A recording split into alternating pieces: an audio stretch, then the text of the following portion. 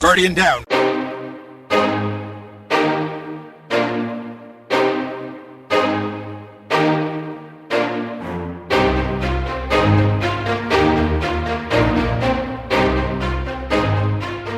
Hey, what's up, everybody? Thanks for spending your time with us today. Welcome to episode 212 of Guardian Downcast, a Destiny podcast. Hey, if you love to play the game Destiny 2, hey, you come to the right place. We're a couple of gamer dads that have played Destiny since that day one beta in 2014, just as passionate about it today as we were back then.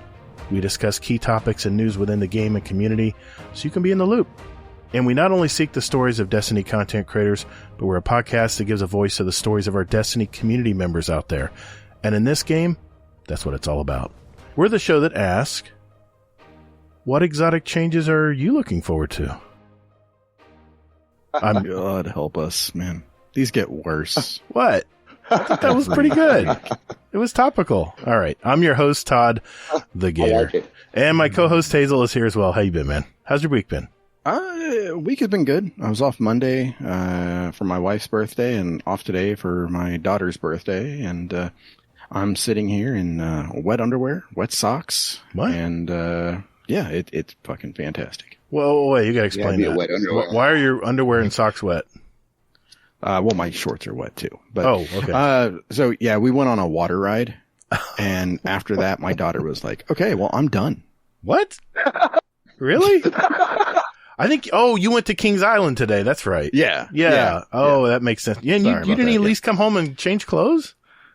No, I got in, she said, hey, I'm ready to go. And it was like 9:20, 9:25, something like that. And I'm like, okay, well, let's go ahead and, get the show on the road. So we took her, they had a little shop where Squishmallows were there. Uh-huh. And that's a big thing for anybody who's traumatized with kids. Oh. Okay. And, so I let her pick out one of those. We got that and got back here, and I was here about 9:55.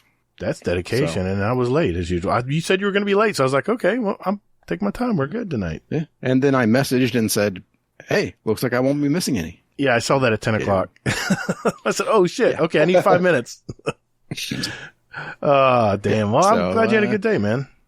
Yeah, it was fun. I may change eventually. We'll take a break here and we'll let you get out of that wet stuff, man. Yeah. Nobody wants to chafe. Yeah, man. That's just the worst, man. It really is. That chlorine, that's just so bad on you. Yeah. I don't know if it was chlorine in the water there. It was like river It's all water you're or some in. shit. Oh, well, yeah. A big sea of that. For sure. Jeez. Wow, that's cool. That's cool. Come to Ohio and Kings Island. Well, I mean, was it somewhat amicable there as far as temperatures, or was it frickin' boiling? Oh, dude, it was fucking hot. It was, I think, like 93. No. I think I was sweating my balls off, and just like, my daughter had the bright idea. She's like, let's go on this. It's a water ride. It's like, sure. That's usually the last thing you want to go on before you go home. Yeah. Yeah. Well, we were planning on staying until the fireworks because I was like, I told you guys yesterday, like, hey, I'm probably going to be late, or 2 days ago. I was like, hey, I'm probably going to be late. All this and that and the other thing. So, but yeah, we went on this water ride and she got stoked. Oh, like for real. I mean, it was just, yeah. She was like a flume ride, like a log flume ride? Oh, no. It wasn't even that. It was, like we were on inner tubes. Oh, the big there were like 6 of us and they had us on like this like little thing with rapids. And... Did you go into the falls? Oh, crap. No, it wasn't even that. It was like just assholes that you could pay a quarter and then you could shoot people with water. Yes, they do that here too. So it was, yeah. Yeah. Mixed with the rapids. And there was this asshole, me. That kept like turning the entire like inner tube so it would soak like her and her friend every time. Oh, that's awesome. That's what dads are for. Way to dad. That's exactly what dads are for. Absolutely. Yeah. I'll tell her that when she's like 20. Yeah. So it was me. You're like, I got you wet on the ride. Yeah. I know it's you, Dad. I know it's you. Yeah. Oh, my kids know for a fact. I torture them to this day, and they're older. Yeah. Nice. Yeah. 25, Well, 18, and 15. Yeah, I've been torturing my daughter with this little plastic spider. So we got food over there, and I put it in the plate, like on her food. And I set it down and was talking and everything. And then she like goes for her food and she grabs it. She's like loud as shit. Wow. It was great. Yeah. Good memories. Good memories. For me, anyway. Yeah. Yeah. Hell yeah, dude. For her, it'll be. Oh, they'll be How much did you as pay well. the kid to squirt the gun up top? Oh no, because the I know, little bastard got me too. So, yeah. Here's your Fuck that refund. Oh my god. Yeah, I hate people who are up there just creating havoc. Yeah. So, how about you, man? How was your week? It's been I'm not gonna lie, dude. It's been the worst miserable week temperature wise. We've been under heat advisories every day until like 7 p.m. And I sent a screenshot into the Discord last night. It was 91 degrees at 9 o'clock. Yeah, 91 at 9. The sun was long gone. 91 still. We just took the dogs for a walk. I had to shed my shirt and everything. I was like already sweating. I was like, you gotta be kidding me, man. But no, it's Sounds been about right. termite work, pest management business, Ugh. just rolling along. That's hot. I actually, when it's hot outside, when you walk to your bed at night and you step on a roach. I heard it pop and I was like, oh, that's not good. I got to go find out what it was though.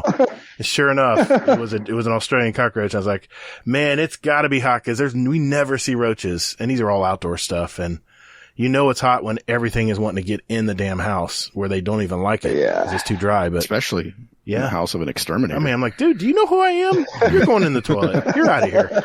You're out of here. I don't think that's a good endorsement, actually. That's all right. I've got plenty of I business. hope your clients don't listen. I got like, Holy I shit. got like Like, 1,500 bosses. I'm fine. I got enough bosses to worry about. Jeez. Well, as you just heard that voice right there speaking, we have another new guest of the show tonight. He's somewhat a newer member of our community, but he's been very active. And, honestly, Hazel and I kind of looked at each other and says, man, we need to hear about this guy. So please welcome to the stage, Mr. Headley Lamar. How you been, man? Hey, greetings, everybody. I've been good. Getting older. Aren't we all, dude? Aren't we all? Absolutely. It never changes. Well, hey, tonight we have a lot to cover as usual. First, we're going to hear Headley's story and journey into Destiny. I don't know if you knew this, but we're going to test his Twitch reflexes in our fast fire question and answer segment we call the speed run. Next, Hazel's going to go over the Season 22 Developer Insight blog concerning the upcoming changes to exotic armor and abilities, as well as the TWAB for the 12th week of Season of the Deep. We'll also be answering your questions posted from our Discord and also our voicemails via our SpeakPipe system. That's speakpipe.com/GuardianDownCast if you want to send us a message. And finally, we're going to add some songs to our award-winning Guardian Downcast Spotify and Apple Music playlist. Another Scumdesk Corner tonight. So let's roll.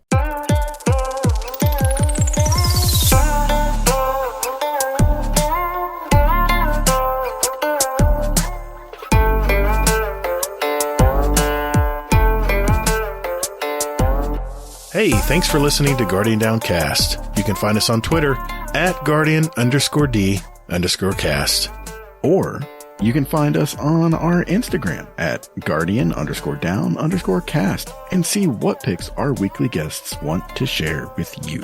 Or, you know what? Just visit our website at GuardianDowncast.com for all of our contact information and where else you can find us to play any past episodes you like in any order you like, right from your browser. Man, don't or me. Hey, Guardians, while you're at it, follow our Guardian Downcast show playlist. We have it on Spotify and Apple Music. We post these links in our show description every week. So, check us out. And later, Guardian. Toddles. Oh, come on, man. Not the toddles again. What's wrong with the toddles? Nothing, I guess. Yeah, if you don't like it, you can always edit it out. Yeah, I'll edit it. Okay. Right. So, we have the first of a community requested. I threw out a survey, and I think it was 8 people, I believe, listed this individual as somebody that we need to have on our show. So, I bet you didn't know that, did you? I did not. I didn't know that. Yeah. So, and I that knew person, there were people. Yeah. I didn't know how many. I think it was 8. So, I was surprised. I was surprised because when the invitation came in, I hadn't been in the community for longer than 60 days. Yeah. Well, I mean, in that short amount of time, you have made an impact. So that's a good thing. Okay. I hope it's a good thing. I mean, if it was bad, I don't think I'd still be here right now. So, I mean, I think it's really one of those things where, I mean, like the cream rises to the top kind of thing. So I think you're good. So, all right. So that being said, Mr. Headley Lamar, how the hell are you? I am well. For my age, I feel pretty good. Well, that's good. So, where do you live and what do you do and family, all that kind of stuff? So, yeah, I'm here in just outside of Sacramento, California. I'm a quick hop from the Bay Area, the center of the North California heavy metal scene, where all of it kind of really started, actually. Nice.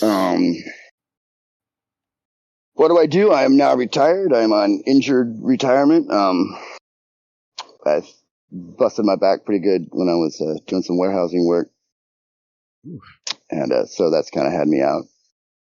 Now it's about 12 years ago now. So yeah, early retirement. My days have been spent taking care of my kids, cats, and playing Destiny for the last 6 years. Wow. All right. Well, one thing I have to ask about. I mean, I think it's just something that would be a travesty if I didn't ask it. So, rumor has it you've been in a band. Yes, I've been in a band. Music has been, music has been part of my life, my entire life. My mom was, and I've stated this in chat, she was one of the original Haight-Ashbury hippie princesses. She lived with Janice and the Grateful Dead and all that shit. So my early days, again, I was young, but I was still around those people in the early to mid 70s. And, just been part of my whole thing. And when I think 1983 rolled around and I heard, what was it? Motley Crue. I'm going to say Motley Crue was my first heavy metal and, set me off, man. I've been going ever since. That was at 12. Let's see, by the time I was 14, I was hitchhiking to San Francisco to, go to the shows out there. So I got to see and hang out with Early Testament and Metallica and Megadeth and Exodus. And all the big four thrash bands from the 80s that everybody talks about, I have personal experience with. Oh, wow. That's pretty cool, man. Yeah. That is pretty cool. Most of my career actually was not actually in a band. It was band support. My ADD wouldn't allow me to actually practice the guitar that I had. But I am not uncomfortable being the center of attention or being out front. Stage fright isn't something that I really suffered from. So it was real easy for me to get out there and actually be a performer, as it were. You know what I mean? So no, I don't know how to play shit. I know how to get out there and be a character. So you were but what I was saying is, you were the band ornament? Mostly, is that what you're saying? You were the... Oh, the front man. Okay. I'm a front man. Okay, all right. Front man. The hype man. They write... basically, in today's modern terms, the hype man. Yeah. That's pretty See, cool. in the old days... Oh, don't tell me. See, now everybody in a band plays something. It's real hard to go to a heavy show and have somebody not playing something. Whereas 30 years ago, you'd have your lead singer who was the guy out there, taking all the flack. Man, you've had to probably seen a lot over the 70s. Yeah. I mean, like for most of my career, so 94 is when I started putting on shows, local underground gigs and stuff. So as that progressed, and that's what I did most of the time was actually promote and book shows. Kind of the heart of the scene, as it were. So you would put on live events, huh? You would plan those and set them up? Mm-hmm. Yeah. Wow. How do you get people to show up for stuff like that? I've always wondered. Man, you gotta really have energy and really have hell of a promotional. You got to be on it, and that's one of the reasons that I'm not on social media these days, because I burned the fuck out on it. I don't blame you. Because it's a 12-hour day, making contacts, talking to people. Everybody and their brother and their band wants to get on a show. You know what I mean? It's just like it can be a burnout. That's pretty cool. Wow. That's. Oh, yeah, how do you get? It's a wish and a prayer, baby. That's what it is. It's a wish and a prayer. You know, I've spent tens and tens of thousands of dollars, and was lucky that I broke even on a lot of shows. Yeah, most people don't. Yeah, I hear about that. Yeah, groups. There's Live Nation that makes it hard for the little guy. Yeah, I mean, I've heard of a lot of people putting. I don't think people realize how much goes into making an event, putting an event together. I mean, I was just at GCX this last weekend. Shout out to Hammer Crasher, Alien Squire, Car K, and of course Brittany and her husband Coma, and little Jesse. And I was looking around, and I was like, man, there's a lot of stuff here. There's a lot of stuff going on here. There's a lot of moving parts, and you don't realize. You know, I mean, the ticket was $100. I'm like, that's a lot of money, man, for a ticket. But once you realize all the overhead, and it was the Rosen's a nice place. My wife's Teacher of the Year award show was there, and actually one of the stages they used, and it is enormous, dude. That's a lot of square footage to rent, you know. So yeah, and that's all got to be prepaid for too. Oh yeah, that's crazy. Well, how did you Now, were you always in video games, or is this something you've kind of gotten into just lately? Oh no, I'm Atari 64, baby. Nice. 1970 something. Asteroids. ColecoVision. Nintendo. Hell yeah! We're talking. Damn, up to Nintendo, and then I think I kind of stopped. I got away from it, and probably the later 80s. Okay. Because I was skateboarding and doing music and stuff. Nintendo at times, right? Nintendo. Yeah. So I saw Mario Brothers 2, Super Mario Brothers 2, and then I kind of grew out of it at that point. You know, that was. I think everybody. Where I was at. Yeah. I was glad. You know, you had to get on with life. You know, it's time to move out. Yeah. About doing something. So, and then I didn't. Really, throughout the 90s, I didn't play much of anything, really. I mean, I think I had a PlayStation 2, and I played Snake. What the fuck was that Hell game? Yeah. Metal Gear Solid. Metal Gear Solid. My wife and I would play that every night. We play we skid to a save point, and we come back to it after dinner and play for a couple hours, and she'd watch me play. I love that game. I think I had a Super Nintendo for a minute. I remember Star Fox. I liked Star Fox. Yeah, Star Fox. Good game. Yep. And then I got into graphics back then too. It was. Yeah, it was. That was the shit. And then about that time, that was when I really started booking. And then I was my actual job was a cook, so I was working my way up, and I made it to sous chef. So during that time, so I just didn't have time for gaming. You know what I mean? Wow. And then life progressed and whatnot. And then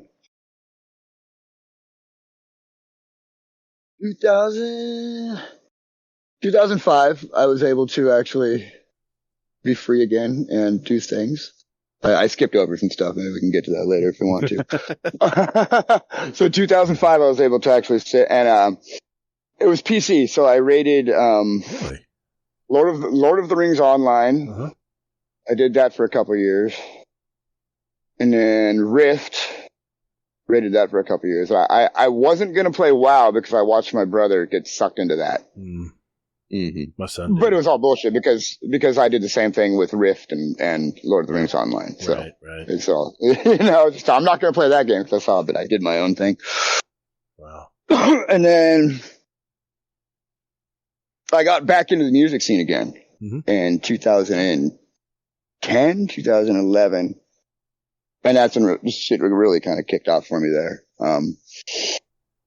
That's when I started booking the big bands. Nice. In collaboration with a couple other booking agencies throughout California, Oregon, and Washington. Man, you're in a place too. You're in a place. Yeah. Oh, I mean, if you're going to do it, this is the place, because this is all the bands come through here. All of them come through here. So I got to do a couple really big names. I took, I don't know, Scum Death will know, this band. So when Bolt Thrower, who was one of the biggest English death metal bands, did their last tour, I was able to take part in their show in San Francisco. Oh, wow. Yeah. That's awesome. So, real quick, something you threw out there that I want to just kind of cash in on for some of us. You said you made it to sous chef. Yes. Industrial kitchen. I worked my way up to sous chef. Absolutely. Started as a dishwasher and made it almost to the top. Nice. What's one of your favorite things to cook? So I specialize in meat, grilling. So I would do all the proteins, anything protein.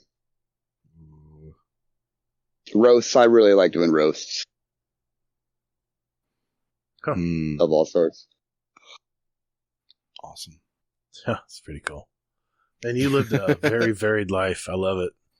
Remind me of my sister. Yeah. My sister's done everything. She's had her hand in everything. That is so cool, man. Yeah, I've done a lot, but never really settled on anything. I mean, what? I don't know. Was it dangerous? Somebody said something today in the rock throwing session this morning about what did he say about regret management? Oh, that was Rodimus. Yeah, Rodimus. Yeah, I was like, oh, that struck home. Yeah. Somebody changed Stormcrow's name in the Discord this morning to Rebecca Black Friday Heart, and it just spiraled well out of control from there. So it was fun. Yeah, so.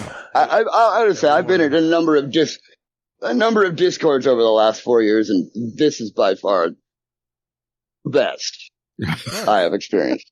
We have so much fun. I mean, I've had conversations, this comedy back and forth, that have just been fucking amazing. Good. I'm glad. Well, that's all our community, man. I wish I could say it was us by ourselves, but our community is awesome. Everybody reaches out. When someone comes into the Discord, we all reach out. It's like a big family. Yep. So, Mr. Headley Lamar, how did you find Destiny? How did I find Destiny? Well, in passing, I watched my roommate play Destiny 1. And I'm like, damn, that looks like something I want to get into. But I was actively on the road. And so 2016 rolled around and kind of things started calming down, and free to play happened. And I said, well, that's a good opportunity to come check it out. So I jumped into Forsaken, and within a month I had bought everything. It happens. Bought it all. I said, well, shit, I like this a lot. But if I want to do this, I got to get this. I know. And honestly, I don't know that I ever finished Shadowkeep. I think I still have Shadowkeep campaign. And I know I've got Moon campaign. I never finished those. There's some key stuff in there you might want to know about. Well, I mean, I got Xenophage. Or not, Scene 14, yeah. Or, not Scene 14, but Osiris. Yeah, but that was, by the time I was there, it was already out. Yeah, plus, all I had to do was watch YouTube videos. You hear about Segura later, so that's true.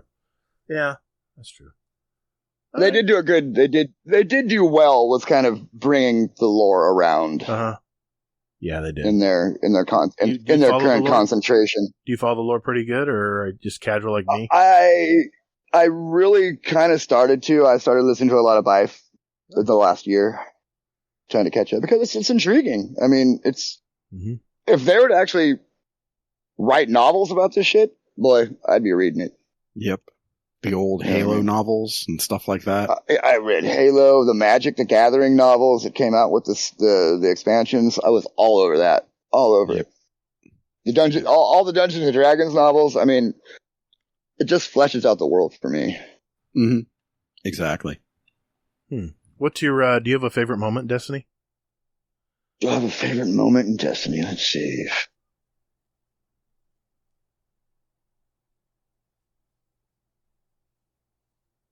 Yeah, actually I do. It's right now it happens to be the kiss. Oh. Because of the uproar that it caused. I know what you're talking about. Okay. That cutscene. The end of the season of the Seraph. It was the end of the... Yes. Yeah. The kiss. And it only because anything that gets people's panties in that bunch of a knot gets me going. That's I'm just that kind of guy. I'm the guy who was with my friend would make straight people uncomfortable. And we would do that. We'd do it regularly. That's part of we'd go out and how bad are we going to make these people uncomfortable tonight? Oh man, you're a troublemaker. I see. That's awesome. I see. Respect. You and Hazel. Respect. What? Nothing. Yeah. God help us if we ever get Headley and myself in the same place at the same time. It's going to be fucking chaos. I see you two coming at a meetup. I'm like, oh, geez, do I want to do this? I don't know. Yeah.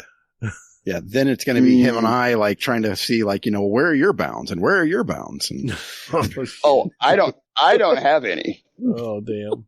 I don't. I am. Nothing is off the table for me, bro. I'm just that secure in myself that nothing is off the table. I don't give. I just don't. Well, the premise of my band is porn grind. It's a subgenre of grindcore, which is a subgenre of heavy metal and punk rock. So it's very sexualized. A lot of people call it very misogynist because it's this particular is kind of sexual in nature. But it's just the modern shock rock. Okay. Yeah. You know what I mean? So I get off and getting people riled up. It makes me happy. If I can make you question whatever it is that your hangups are by being ridiculous, then cool. Let's explore that. That's cool. Oh, this is going to be a hell of a fucking show. I'm just going to throw that out there now. Well, hey, Headley, I'm curious. What got you into gaming, man? Why game? What is it about gaming?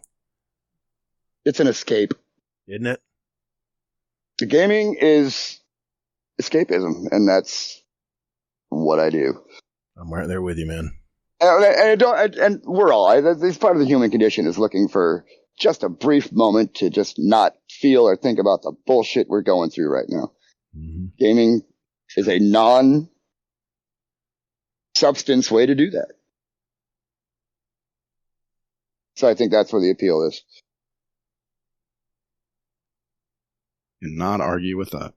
Yeah, man. It was originally my first escape was the Dragonlance novels, that fantasy literature. And then Dungeons and Dragons, and then as soon as the ARPG genre was really born, boy, I was all about it.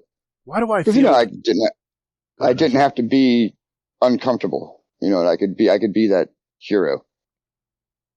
I just can't help. And that's. I just can't help but think that that Headley and oh god damn it, his name eluded me already. Dez. I think Headley and Dez would get along swimmingly. What do you think, Hazel? I mean, yeah. Dez Raven? Yeah. Well, I know who you're talking about. Oh, okay. But yeah, no, I mean, for sure. I mean, Because Dez is really into Final Fantasy, man. He's in that kind of genre too. So. Yeah. Oh yeah, I fucked up Final Fantasy when that came out. Final Fantasy. How many of them are there now? I can't keep count. It wasn't 10, 8, 4. I don't even remember. I was a PlayStation kid, and I never got into Final Fantasy. I'm sure I played one or two of them, but it wasn't my thing, man. No, I think you were an adult on the PlayStation, so you can't say you're a PlayStation kid. Well, I meant I came up with. You were like 40 when PlayStation came out. Give me a break, dude. God, I was newly married. No, actually, I was even younger than that. Never mind. So you were on AARP? No, dude, no. Oh. No. All right. My bad. Hey, Lee, you hear about this ageism, man? I'm telling you, man, I deal with this every freaking week. He shames me. Hey, I was happy to get my AARP letters, dude. I threw mine in the garbage. I was like, nah, dude, I'm not ready for that. Oh, no. I'm all over it. Give me my benefits for being alive. Then I'm like, wait a minute. Free cooler? How good a cooler is this? Hold on. Discounts where? It keeps my insure chilled. What are you talking about? There you go. Yeah. My father-in-law, he hit that next level, I guess, in old, I guess. Oh. And he ended up like actually going to McDonald's for their coffee now. Oh my God. Wow. So I didn't know there were levels. No, I had told my kids, if it gets to the point where I can't grind my own beans, you know what to do. Yeah. I need to set that with my daughter. No, I've got a whole list of conditions for them. When I can't do any of these things, it's time for Dad to go into the forest. Yeah. Without a map. Yeah. Just send me on my way. Oh. All right, Mr. Headley Lamar. How are you enjoying Destiny right now? What are you doing? Are you doing anything? Are you taking a break? I am taking a break. I was not enjoying Destiny.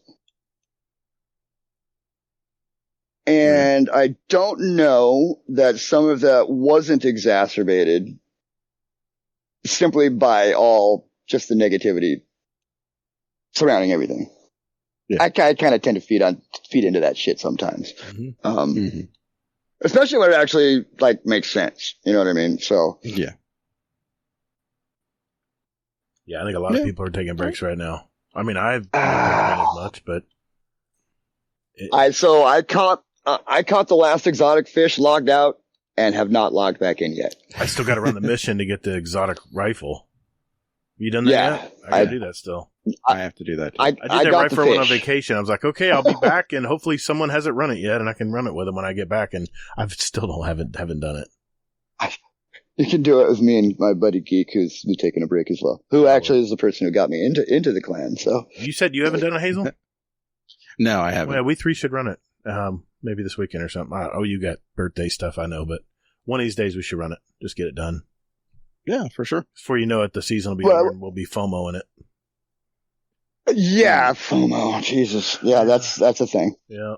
Hey, they did away with that, right? No. That's what they said. Yeah, you know what? That is no fucking way. They said we eliminated FOMO. Just kidding.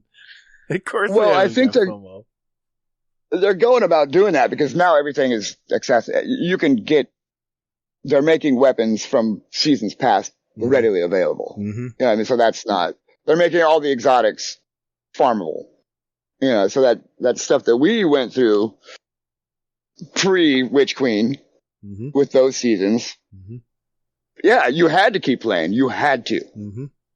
The seasonal weapons, there's always some cool ones you just had to have. Yeah. Yeah, and you don't know what was going to be hot next season. Well, they're giving us a respite. Respite. Thank you. They're giving us a respite from that. And Hazel will talk about that later, but at least on some of the weapons. But yeah, man. Hey, I gotta. So you've definitely taken a break. A lot of people on our Discord have taken a break as well. They're playing other games. I know. Gator's got like 4,000 different ways he wants to go. I'm just thinking, yeah. No, I was getting ahead of myself. But I was curious, Hazel, have you taken a break too this week? I did up until I think it was last night. And I was looking at the Discord. I was like, you know what? Because I've actually been playing Ghost Recon Wildlands. Really? On Game Pass. Okay. I love like tactical shooters like that and that kind of thing. It's always fun just to go like, hey, I'm going to have my my minions kill everything for me so that way I don't have to do anything. There you go. So I set it up and I was playing and everything else and I was just like, all right, well, this is getting old. I was like, I wonder what's going on with Destiny. Anybody like doing anything? And I looked and Tormenta was like, hey, I'm trying to do trying to get Wishender. So I was like, wow. Okay, well, shit. I'm like, they fixed that, so... That's active, right? They simplified the process? Yeah, they simplified it. That's I was good. like, okay. That's live? Okay, cool. Yeah, that is Yeah, live. I was like, well, damn, how hard can that be? Let's go. Let's do this shit. So, we went ahead and we finished it once, and he's like, oh, I need to... why didn't I get it? And I was like, well, did you, did you kill the bosses and stuff? And he's like, oh, no, I didn't do that. So we ran it a second time and it still didn't drop. I was just like, weird. So the third time I'm like, well, we did it again. We got to the ogre and killed it and it still didn't drop. I was like, have you finished this before? And he's like, no. So we finish it on our third run. And I was like, do you want to try it again? He's just like, sure, let's try it again. So we tried it again and killed all three of the bosses and everything else, and it still didn't drop. So, I don't know what happened. We ended up running it like 4 times and things like this, but... Was he missing the... He still doesn't have it? Talk to the statue part, or is that even part of it anymore? That was the part that he had, and he went ahead and he talked to the statue, and... Interesting. Still wasn't there, so... Ronan Red Lion, he chimed in and he's just like, he's like, what I typically do is he's like, I just handle the boss damage and the minions, I let whoever needs it do all the damage. And I'm like, that's just like, come on, Bungie. Like, why do we have to resort to tactics like that? I was like, why can't we just put it like the boss dies, everybody gets credit? Yeah. God, do you imagine if you LFG'd that? Holy crap. Good luck. So you're saying it was a matter of the person with the quest needed to do the damage? Or like seemingly all the bosses. Wow. So. It doesn't seem simplified to me. Huh. Yeah.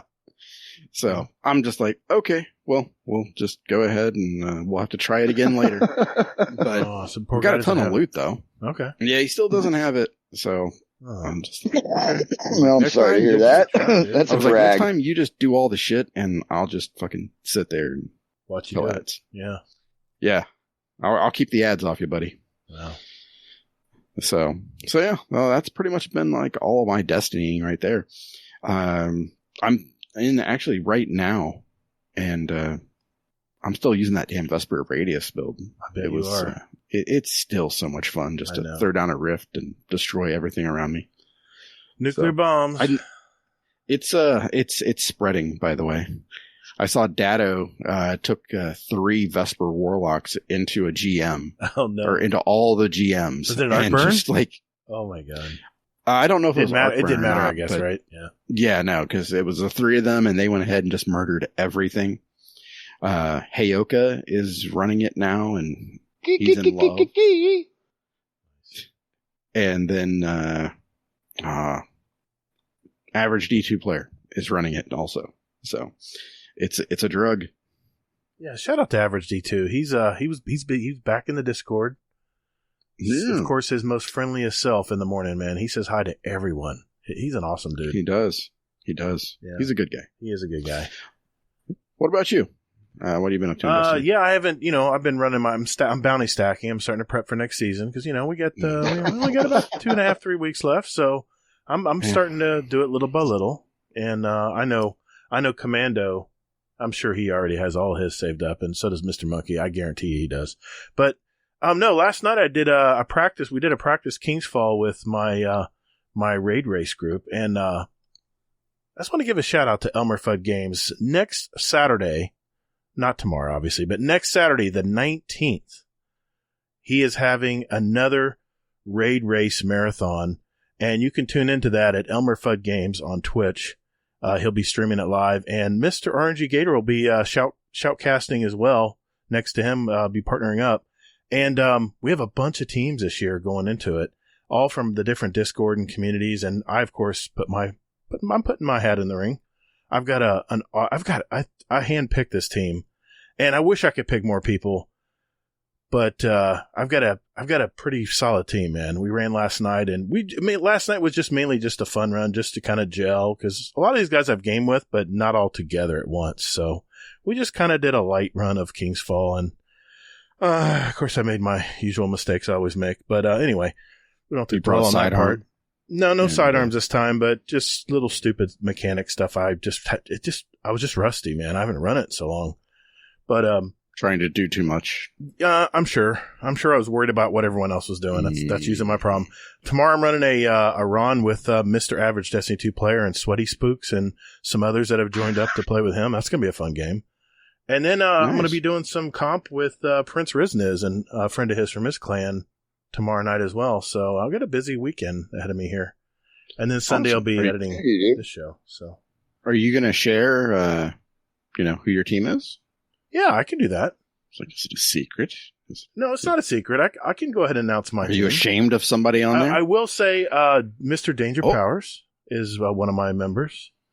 The aforesaid Mr. Ronin Red Lion. Titan Mullet is going to be there as well. Hey, and you can't have a raid race without Toll the Bell. So I basically have goopers, man. I've got the goop troop, and I always forget. always forget MC Squared. Last night I was giving a shout out to somebody, and somebody said, "Well, what about Squared?" I'm like, "Oh yeah, Squared is one of those. He's a super smart dude, but he's real quiet in the background. He's like Ronan a lot. Him and Ronan actually sound very similar when they talk in the game. So I have to switch gears and say, okay, Ronan's over here and Squared's over there. So yeah, that's my team. And who was it again? Mr. Danger Powers. Yeah.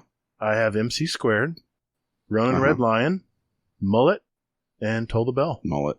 Okay. I wish I could have. I know Frost was out there. He wanted to play, and I had a lot of people who were like, geez, you didn't pick me? I'm like, dude, I can only pick 5 people. I'm sorry. That's all I can pick.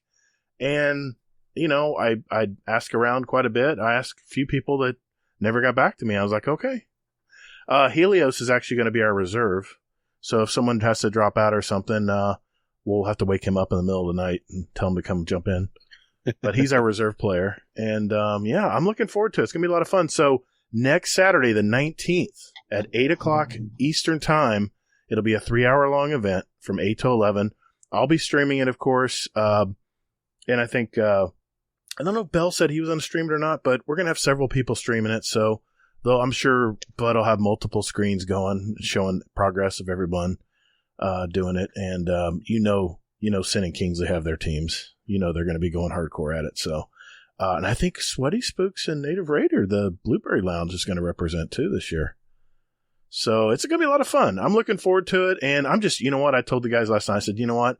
I'm just having fun raiding with you guys. So win, lose, or draw, I don't care. I'm just going to have fun doing this time around. But is your team okay with that? Are they okay with not we're all, second? No, we all kind of talked last night, and we're going to, we're not going to just sit back.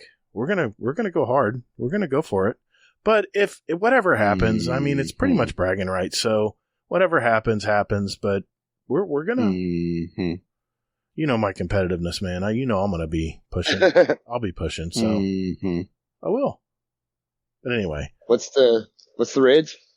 It's we're gonna do King's Fall first, then we're gonna do the Ron Root of Nightmares raid, and then we're gonna finish up with the Val Disciple raid. That'll be the one. Yeah, I don't know if you can do it in any order we want. I don't know if we're gonna do it in that order or not, but we'll see. We'll see how we feel.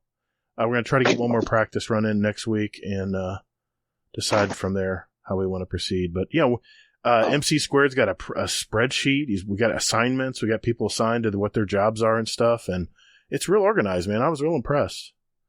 So MC Squared got it covered, man. Maybe I should have been paying attention. Yeah, Sounds like fun. It's gonna be a lot of fun. I hope everyone tunes in because it's really gonna be a cool little. It's just for fun. We should probably do it for charity one time next time around, but it'll be a lot of fun. I'm looking forward to doing it. So that's mainly been what I've been focused on this last week. But yeah, that's it. So that's it for me. I mean, just bounty hoarding, and I think I'm at 85 on my alt account. I still need to go 15 more levels. So I paid for the season pass bar, so I want to make sure I get it done. But other than that, I'm just chilling. I have a question concerning bounty stacking now with power gone. I'm just gonna mute myself. Just grab. You know what? Go get out of your wet underwear, man.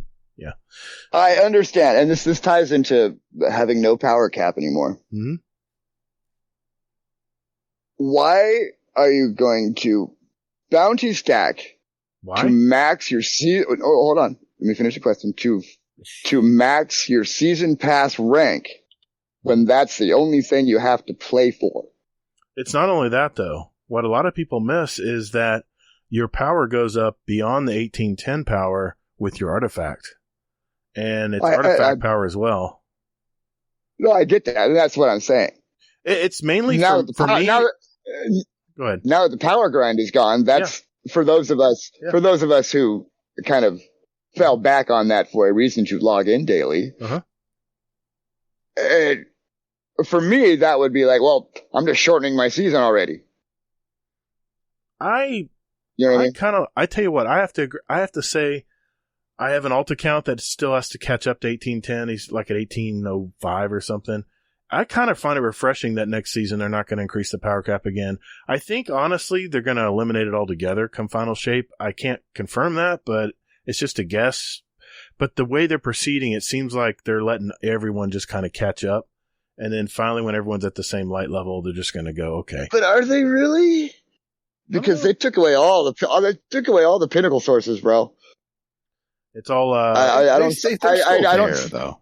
Yeah, but I don't see people really making great strides in catching up. They're making. What I mean? They're making big changes in the pinnacle grind next season too.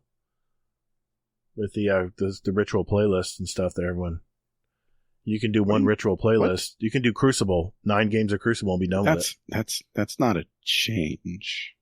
Well, I mean, it's just a different way to get your pinnacles. Well, I wasn't trying to move the show along into the next segment. I was talking about the bounty stacking because in previous seasons I understood because I did it as well. Sure. But now that there's no power grind, that's the main reason for me, at least. I can't speak for Larman and all the other guys who do it too. It gets me further along in my artifact where I can unlock artifact mods faster. Yes, it's only about a week or two early, but I don't know. I like doing it.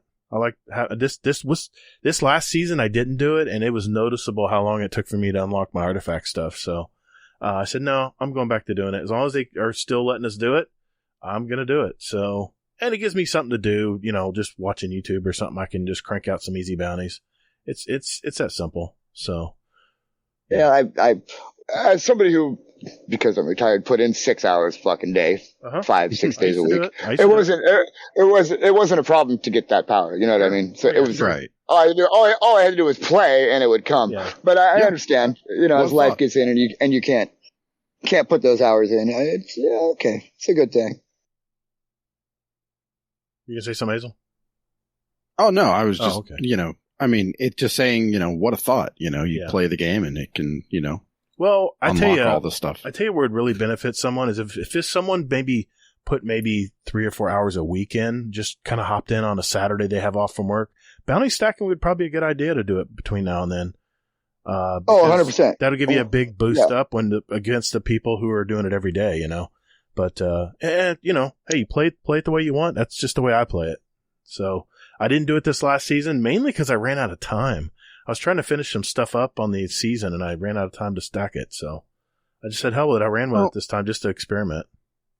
I mean, the thing is, though, the only thing that bounty stacking does for you for next season is purely unlocking the artifact. That's the only reason I do it, really. Yeah. I think it took me maybe 2 or 3 weeks to unlock all of my artifact. It took me it took me about the same amount of time to unlock my whole artifact, but we can do it in half the time if you have some bounties stacked up. You have I think 61 slots per character. See, I mean, it shouldn't even take you that. I mean, you should just start day one with all of it. Pretty but close. To me, though, I mean, I don't know. Well, another thing too to remember, Hazel, for people who are below the 1810 cap, getting that artifact power in PvE at least is really important because it can get you into the higher level content faster if you're below 1810. Can I just say that, Bungie removing like a majority of the pinnacle sources from the game was sort of a mistake. Well, they have to do the high level stuff to get that shit now. You know, unless you've got a raid team that you can do it that way. But if you're not running masters or GMs, where are the pinnacles coming from now? Well, then and how are you going to get the to the 30th anniversary? Okay. Yeah, I said it. And how are you going to get to GMs and masters if you're not getting pinnacles doing playlists? In a lot of ways, their decisions kind of cuts off their nose to spite their face and what they're trying to do for the new player. Yeah. What about the new player? I didn't say that. What about the new player? Won't somebody think about the new player? You know, I forgot to record that last week. Thanks for letting me be able to record it again now. Thank you. I do what I can. All right. But yeah, I just think that it really sucks that, you don't get pinnacles from pretty much anything anymore. Well, you get them from you pass out 5 accommodations. That's a pinnacle. Well, it's not considered, they call it a powerful +3, but it's a pinnacle. So. That's not a pinnacle though. They say powerful +3, but I'm telling you, every time I've gone to the bird lady to to get my weekly Engram, not only do I get 7 enhancement cores because our clan's maxed out, but also you do get very high power gear. So, but what's your power level on that character? Well, for instance, hold on. For instance, my alt account, I was at 1800, I believe. I was right at the soft cap, I think, and I was getting 1813 gear, which powerful gear only gives you 1800. You can't go beyond 1813. Like 1813 or something like that. It was over the hard cap. It was over the soft cap. So no, you can't get 1813 character. I'm sorry. I meant 1803. If I was 1800, I was getting 1803 gear. It was considered pinnacle. It was the same pinnacle power if I was to get a pinnacle. Yeah, that was about what you get the soft cap of 1800, which I think it's still 1800, right? Yeah, pinnacle gear should get you about 2 to 3 power levels above your soft cap. Mm-hmm. It's a tier 2 powerful. Well, I don't care what they call it. I think it's still a typo because every time I go to is it Finch? No, it's not Finch. Well, if you're getting something that says 2 to 3 over what you've got, then that's It's for not, all intents and purposes. I mean, if you go to get a powerful quote unquote at the gunsmith for doing the 8 gunsmith bounties, that will not go beyond 1800. So unless you start breaking above that, then it starts to give you some more. But until you get past that 1800 soft cap, the powerfuls aren't going to really help you. So yeah. Anyway, yeah, we're doing an interview. Man, Destiny Talk is so easy. It's so easy to jump into Destiny Talk. I swear to God, it is. Well, let me ask you this, Headley. Yes, sir. Dude, what's up with that gamer tag? Headley? Headley. I know who Headley Marr is, but a lot of people don't know who he is. But what made you name yourself that? I go through. Well, I was Mr. Brick Richard, which it was what a name. From. It was it was the nickname from my last raiding group. Okay. And I don't know. I was watching Blazing Saddles and nice. I thought that'd be a cool fucking handle to change up to. Can't believe it's available. To get out of the you'd be surprised. There's not a lot of highbrow satire watchers in Destiny that actually choose those names. That's a shame. It is. A lot of it, I hate to say it, it might have been character test. if you knew who I was referring to, that means you're somebody I'd want to talk to. Yeah. You know what I mean? If you can handle that kind of comedy and satire, then we can be friends. For those of you who don't know who Hedley Lamar is, just Google it. And watch him. He's the antagonist from a Mel Brooks movie called Blazing Saddles. He always played the antagonist in a lot of stuff. That was the finger in the eye to a lot of things. Okay. Yes. I see that. Okay. Definitely was. Very cool, man. I applaud you. That's a cool gamer tag. I think the Cisco Kid was actually taken already. All right. Well, I have a question that I teased to Mr. Yeah, what Hedley. is this, Mr. Cryptic? Yeah. So I've got a question for you. Do you do bounties? All right. Sorry, go ahead. No. So yeah, my question is this, and then I'll tell the story afterwards, or he can share it. So, what is the best cookie at Crumbl Cookie? You can only have one for the rest of your life. One? Dude, fuck you. I don't know because I haven't had them all yet. Oh, wow. That's a great answer. I love it. So I'm gonna have to stick with that because right now I'm just like, That's a safe answer. It is. I'll take it though. Dude, they're all so good, man. Oh my God. So today we were talking, we had our rock throwing contest and,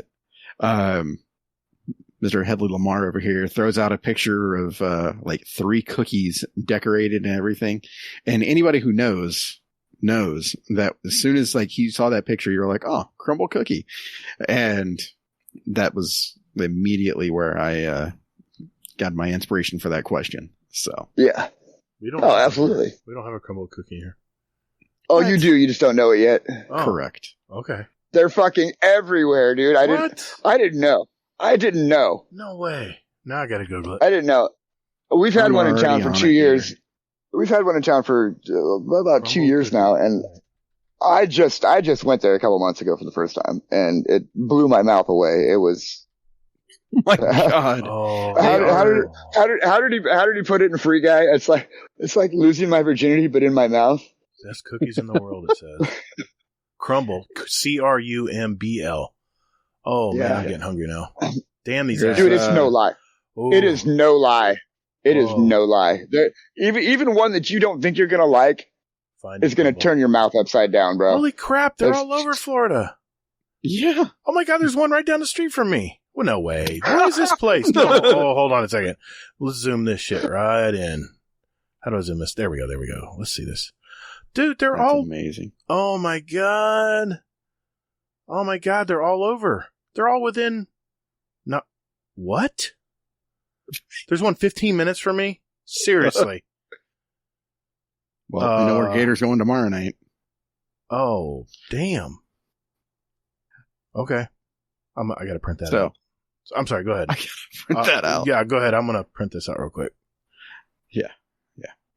So, but yeah, my favorite thing though, when you look at the Crumbl map is pretty much there's a wall, right along Minnesota, Nebraska, things like this. There's a big wall that you just see of just these Crumbl heads and everything east. So, all right. So yeah, that was my impromptu question that I had. So damn, man. Let's go with Mr. Hedley Lamar. Do you have any other hobbies besides gaming? We've either lost him or he's deep in thought. Or he's thinking about Crumbl Cookie. Maybe he went to get one out of the box he had. I would. If there's one in my house, it wouldn't last. He's ordering it right now on DoorDash. Uh-huh. Probably. He's like, son of a bitch in Hazel. He's probably online. Which one is the best? Let's see. Yeah, those look really. They have an app too that you can order on. Oh my God. Might as well just do that right this now. is the Crumbl Cookie Cast. Might as well do that right now, too. Just get that out of the way. Yeah. How about now? Yeah. Hey, there we go. Holy crap. 2.8 million 5-star ratings on Crumbl Cookies app. This guy, Crap, man. this guy's lost. How did I not know about this place? A lot of people didn't. Wow. It's like the best not known thing ever. Oh my god. Yeah, that's everywhere. Yeah. That's everywhere, literally fucking everywhere. Damn QuickTime videos. God. My daughter said the same thing. There's not one near me. You're in Tulsa? There's a Crumbl near you. Go. Amazing, man. Oh my god. So no, I will. Okay, so I'm gonna have to go with the French toast cookie that was on menu last week. This thing was fucking amazing. The cookie itself was like light and fluffy, like a piece of brioche French toast. The little whipped butter frosting bit tastes like whipped butter. Dude, it's just fucking amazing. I can't even. So good. So good. Just I can't even. Well, just for some blasphemy for you, my wife and I actually have decided to not get Crumbl anymore because we just don't like it because it's just too much stuff in a cookie. Okay. So there can be a lot. Yeah. What? But I think Sorry, you're I'm also full of signing shit up. because Signing up for Crumbl Cookie app. Enable location services. Hell yeah. Wow, dude. they've got a vanilla one this week that just Ooh, these cookies aren't cheap either. No, but they're big as fuck though. Oh, they it's are. like the donuts looks like. they're bigger. This is like the size of your hand. No way. Yeah, you can cut it. You can cut them into quarters. You don't need a whole cookie. No. Cut them into quarters, and you take a couple bites, and you get your satisfaction. They're open till midnight. What time is it? I'm out of time. Yeah, for the munchies. Yeah. Damn. Yeah, But yeah, So they good. sell a cutter too, Gator. That's how big they are. You can cut them? Oh shit. Yeah. Mm-hmm. Oh my god. This is crazy. All right, I need to put this over in the right spot. Okay. Oh yeah, it's my turn to ask a question. Oh wait, no, No, you still got I one? asked the question when he cut out. Okay, yeah, that's right. So yeah, so you can go back to lusting over. Yeah, your I'm doing that. confections. Yes. Do you have any other hobbies besides gaming? Collecting cats. Yeah, my animals. My animals is my.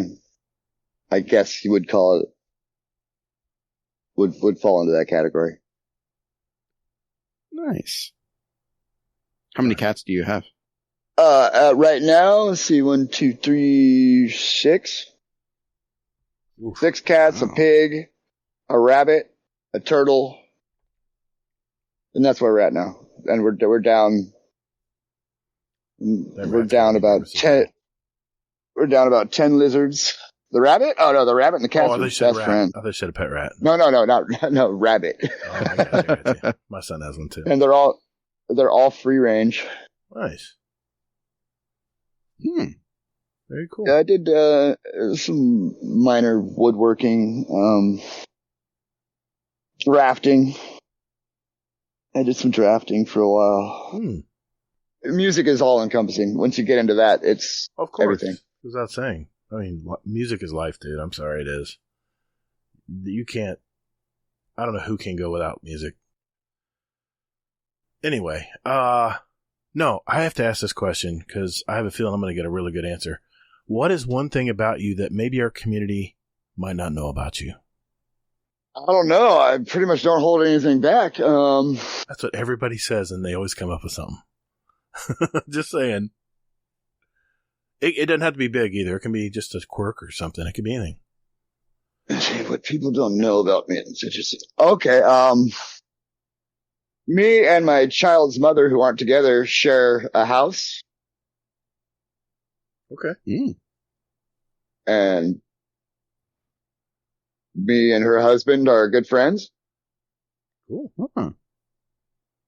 I don't. That doesn't sound awkward at all. No, it's not. I mean, it depends on how people view relationships. Well, true. And responsibility, I guess. Uh-huh. It's just we don't emotionally mature people can recognize when they're not good as a couple, but can come together to be there to raise children under the idea that it takes a village. My experience has shown that in these situations, it's jealousy. It's a tough one, man. That causes a lot of the problems. You know what I mean? Yeah. So, and how we've avoided a lot of the issues that separate parenting brings up, because the experience I had with my daughter's mother was a fucking horror story. But with my son's mom, who we're cohabitating and sharing this responsibility, because we're able to talk to each other daily about what's going on with the children, what's going on with ourselves. We don't have that fuck you, meh, back and forth bullshit. Right. You know what I mean? It's about the kids and our relationship as friends. You know what I mean? Yeah. There's no hang-ups about now she's screwing this other guy. I don't give a shit. We had sex. We had a kid. We're done. That's not even, you know what I mean? Yeah. And I think where a lot of people come into problems with exes and others is that they just can't realize or can't accept it. That person's now screwing somebody else. Yeah, that takes a lot of emotional strength, man. Is the bottom line right there. Yeah. And you get rid of that hang up and it just really kind of opens up everything to just being just there in the moment for what you need to be. I hear you. And that happens to be our son. So, which isn't to say that we don't butt heads. You know what I mean? Sure. Of course. That's parents, period. All long-term relationships, all friends do that. Oh, so yeah. Cool deal, man. Nice. All right, Hazel. Well, take us out, man. We got one more left. All right. So, do you have a motto or mantra that you live by, or a couple of them that you like? Yeah, do unto others, man. Ooh. I try to live by the golden rule. Do unto others. I don't expect anybody to treat me differently than I treat them, and vice versa. And I think that's the foundation for respect in interpersonal relationships, and how a lot of this bullshit that's going on around us today can be avoided. Isn't that the truth, man? Live by the fucking golden rule. Hell yeah. If it doesn't pertain to you, keep your fucking nose out of it. I like it. Indeed. That's pretty much it. Nice. But what about the new lights? Oh, sorry. God damn it. See, this is what about the new lights? Talking about long-term relationships. This is the bullshit I'm talking about right here. This is the bullshit I have to deal with every week, Headley. Hey, Well, that was called a perfect setup right there. That was a good setup. Yeah, I hit it good too. That was a sailing right over the fence. Hey, Headley, thanks, man. Thanks for sharing your life with us tonight, brother. Yeah, thank you so much. Yeah, man. Cool deal. Well, yeah, we got a speed run next. What do you think, Headley? You ready for this? Sure. Someone's got to knock Bell off this tower, man. He's been up there way too long. So he's cocky. He's very cocky right now. He didn't think anyone could beat him. I mean, that's what he told me last night. Maybe. Yeah, he said he told me that he had a belt made just for this and just for his name. Oh shit! This shit talk. All right, we'll do that right after this. Call the Praxic Order. Call the Thanatonauts, the Jinsen Scribes, call everyone so they can witness you. All right, listeners, this segment is called The Speedrun. Man, it's been a while. We have a database of over 600 possible questions for our guest here, and Mr. Headley Lamar here is going to have 2 minutes to answer as many as he can. These are short 1 or 2 word answers, and at the end of the year, the guest with the most answer will win a prize and title of 2023 Speedrun Champion. The questions are custom curated by me, so no one can memorize the order, and just quickly answer what comes to mind. Tonight, I'm going to read out the questions from my list. Hazel is our timekeeper and quality control expert. In the event of a questionable answer, Hazel's decision will be final, and he'll also adjust if I stutter, which I do on occasion. So, Toll the Bell is still our current leader, with 53 questions answered in 2 minutes. So what do you think, Headley? You ready to do this, man? Yeah, bro. Let's ride. Hazel, 2 minutes on the clock. Gotcha. All right, here we go. 3, 2, 1. Warlock, Titan, or Hunter? Titan. Sneakers or loafers? Sneakers. Void, solar, arc, or stasis? Solar. If you could live anywhere in the world, where would it be? Right where I'm at. DC or Marvel? DC. Controller or mouse and keyboard? Controller. Pulse rifle or auto rifle? Pulse. Strikes, Crucible, or Gambit?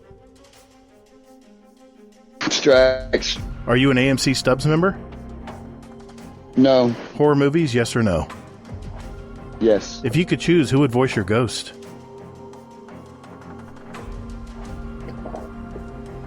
What?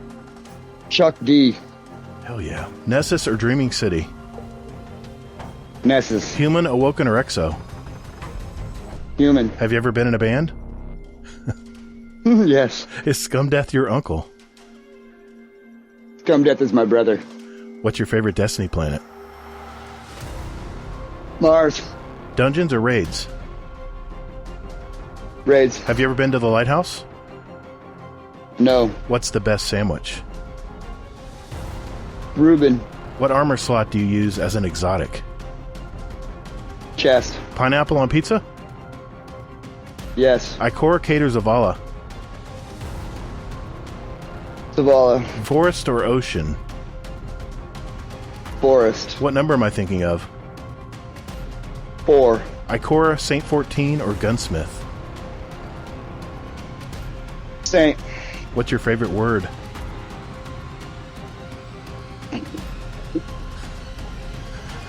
Destiny 2 seasonal event. See you in...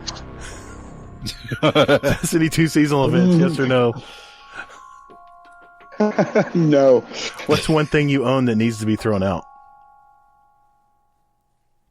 My shoes. What's the worst job you've ever had? Dumpster cleaner. Fusion Okay, rifle? time. Oh, okay. Yeah, I think he had a delay too. I think there was a little bit of a delay in his answer, so. Damn. I gotta ask one more. Even if it doesn't count, Hazel. I put this in here. I was hoping he'd reach it. Favorite music genre? Oh, death metal. Hell yeah. That's what I thought you'd say. Okay. All right, cool. Hey, you know what? I think the delay kind of hurt you tonight. It's the same thing that happens to our UK guests too. So, but Hazel, how did you do, man? How did you do tonight? I have 31. Yep. Sounds about right. All right. Well, hey, Headley, thanks for playing, man. It was just fun to do it. Good deal. I had to beat 54. 53. You had to hit Did it. you guys talk 53? Yeah. You guys actually talked really fast for that one too. Yeah. Yeah. As soon as you answer, I was on to the next one. Yeah. As soon as you answered, I'm on the next question. Yeah. Hey everyone. Yeah, the Chuck D one really Chuck D that's classic, dude. Yeah. That was a pull. That one kind of tripped you up though. But that was a pull, man. That was a good pull. Hell yeah. Hey listeners, I have a question for you. Do you have a question for our speedrun segment? If that's a yes, join our Discord and enter them into our speedrun question ideas channel, and we'll add them to next year's speedrun. Just remember they need to be yes or no, 1 or 2 word answers. Either or questions will also be accepted. And the one long form one I like is what's your favorite? At the end of the year, we're going to have 2 drawings for a $25 gift card of your choice, and you can enter up to 5 questions to go into that very drawing. So let's see what you got. Throw them in our Discord under our Speedrun Question Ideas channel. Also, if you're enjoying what you've heard so far in our little show here and you know someone who plays Destiny, do us a favor. Share it with them. Hit that share link in whatever app you use. And, send them a show link and see if they'll like it. We appreciate you. All right, Hazel. That means it's time for this week in Destiny. Such a long pause. No, it's not that bad.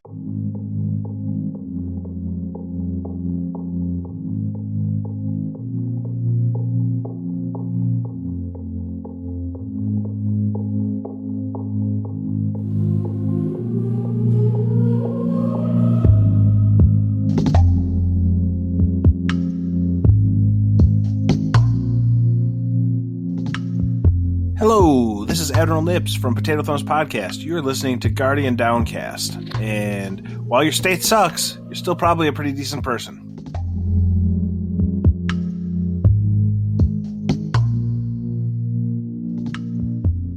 All right, Hazel, 12th week of Season of the Deep. What's going on in the this week at Bungie, man? And we also had an article, too, right, about a developer insight article. So I guess we're going to kind of combine them both, yeah? Talk about them? Yeah, just the usual. Okay. So we start off, and this is from Timon, and he says, Moin Moin. That's hello in German. Fun fact. There you go. To show you the level of research that I did, I actually watched a YouTube video about how to say Moin Moin. Yeah, look at that. Yeah, to our German listeners, Moin Moin. Exactly. If you're listening in the morning, anyway, or hello. I mean, yeah, that's right.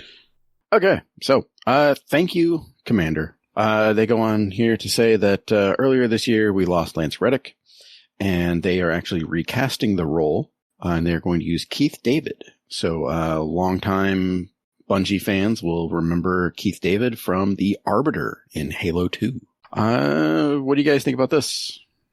I love Keith David. I mean... Yes, his voice is iconic. And I didn't know this, but he does a lot of characters in he does a lot of voiceover work. I didn't know that. He's got the voice for it. That's for damn sure. Yeah. Yeah, he's been on a lot of different shows and things like that. God, I'm looking at his IMDb here. It's amazing, man. This guy's been in a lot of stuff. Yeah. Holy moly. I think that they should have cast him as a new character. I would let Zavala die and rest.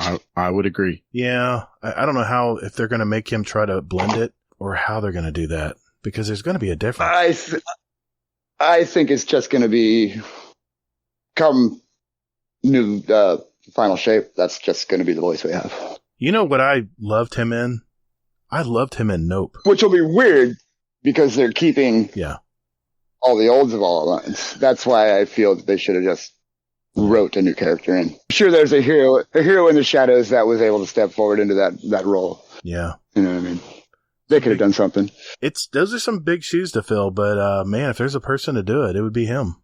Oh, 100%. I mean, I've got no problem with who they've cast.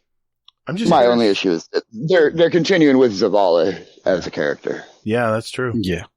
Yeah, that's my issue is, I mean, to me, Zavala should just bury him and we should move on. I mean, to me, that would give it more weight to this season, I think. I think so. I mean, if anything, if what looks like to be a thing is happening and they're bringing Cade back, well then, by God, he should be the fucking Vanguard head. If even that's a thing, because I don't know, from the one cutscene, it doesn't even look like it, but that's going off on another subject we'll talk about. True. Yeah, don't worry. I have my spinfoil theories coming soon. Yeah, but that's. Can't wait for that. Yeah, there we go. Then they give us some information here about the exotic mission rotator that's coming. So, actually, they give us quite a bit of information here. So, with season 22 right around the corner, we wanted to peel back the curtain on some new details about the exotic mission rotator. So, sort of the TLDR with this is that the exotic weapons entering the playlist will be craftable. And then each mission will feature normal and legendary difficulties. No big surprise there. Now, this is the part that blew me away. Each mission features a pool of legacy seasonal rewards, armor, and craftable weapons that have thematic overlap with their associated mission. I'm loving this. That sounds super sexy. I'm just going to throw that out there. That'll be a way for the new player to get those guns that they can't get from the seasons that they can't play. Imagine that. What about the new player? Well, that just ties into what I was talking about pre. You know what I mean? There you go. Yeah. As far as that FOMO. Yeah, exactly. They're doing that. They're doing their best to get rid of that. I mean, like in the Persage, they're going to have the Drang. I ran out of time. I didn't have enough season left to get the red borders. Yeah, whatever they call them. Yeah. Yeah. So I still have just a regular plain Jane Drang. I'd love to have one for Crucible. So now I just play these missions. Cool. I don't know about you, but that's a big, just the Persage mission alone. That is a big pool of weapons. I'm not there yet, but, yeah, I mean, it is, that's, some pretty interesting things that are there. Just a quick, I wasn't really going to go over these, but Gator sort of Sorry, I just forced it a little bit here. Yeah. So, so Presage, the exotic weapon will be the Dead Man's Tail. That's the good old scout rifle that you don't have to aim to shoot and kill people. The armor will be from Season of the Haunted. And Such good armor. Such a good set. Yeah, exactly. That's the one with the skull and things like that. It's the metal set. Yeah, exactly. And the weapons are going to be from Season of the Haunted as well. So it's going to be Nezrak's Whisper. That is the That's a good one. The good glaive. The Bump in the Night. That's the rocket launcher. Tears of Contrition, the Scout. The Hollow Denial Trace Rifle. The Firefright Auto Rifle. And then the Without Remorse, which I believe is a shotgun. And then the opulent weapons. That's going to be Austringer, the hand cannon, Drang, the Baroque version of it.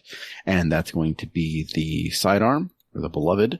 And that's the sniper, the Callus Mini Tool, the good old SMG.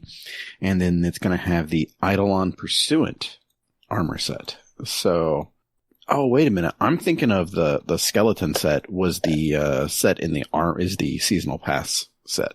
Mm-hmm. The Eidolon Pursuant set is actually going to be the... I'm so sorry. Now, fun fact.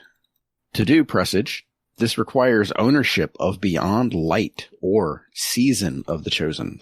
One or the other, or both. Ouch. Throw us a hollow bone. No, they gave you the bone right there. It's... yeah. Hey, fun fact. How about this? Vox Obscura. That's coming back.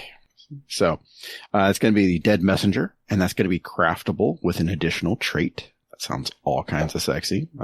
Yes, it does, actually. And then the armor and weapons will be from Season of the Risen. So the seasonal weapons will be the Explosive Personality. That is the Wave Frame Grenade Launcher. Recurrent Impact. Was that the machine gun? I thought so. Mm-hmm. Under Your Skin Bow. 720 or 900. Sorrow is going to be the auto rifle. Thoughtless, this will be a sniper. And then Gator's beloved Peace of Mind. And baby. That's the pulse rifle. And the armor set will be the Tusked Allegiance armor set with that. There's some good pieces in there. Yeah. And in order to take advantage of that, requires ownership of the Witch Queen or Season of the Risen. That fucking hurts. Well, that was the reason to buy it. If not just to run the story. I mean, the Witch Queen's a great story. Everyone should buy Witch Queen. It's really a good story. Well, they have another one here, and it's going to be Operation Seraph Shield. The exotic weapon is going to be Revision 0. No changes. It's still going to be craftable. The armor and weapons will be from Season of the Seraph. So the seasonal weapons will be the Fire and Forget, which I have zero fucking idea what the hell that is. It's a breach. Grenade launcher? I was going to say, yeah, it sounds like a grenade launcher. I think it's a breach. Tripper Canary, I think that's a bow. Yeah, that one is a bow. Disparity's a bow. And that's got some... Yeah. Disparity of Tripwire's got some saucy rolls. Yeah. That's craftable too. Oof. Mm-hmm. I made sure that I got that one, but I could craft it.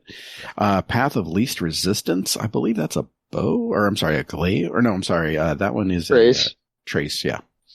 Judgment of Kelgarath. That one is a glaive. And then the Retrofit Escapade. That is machine gun. It used to be the best machine gun. And then it's top 3. It's definitely top 5. Top 3 non-exotics. That's for damn sure. Maybe. Mm-hmm. Possibly.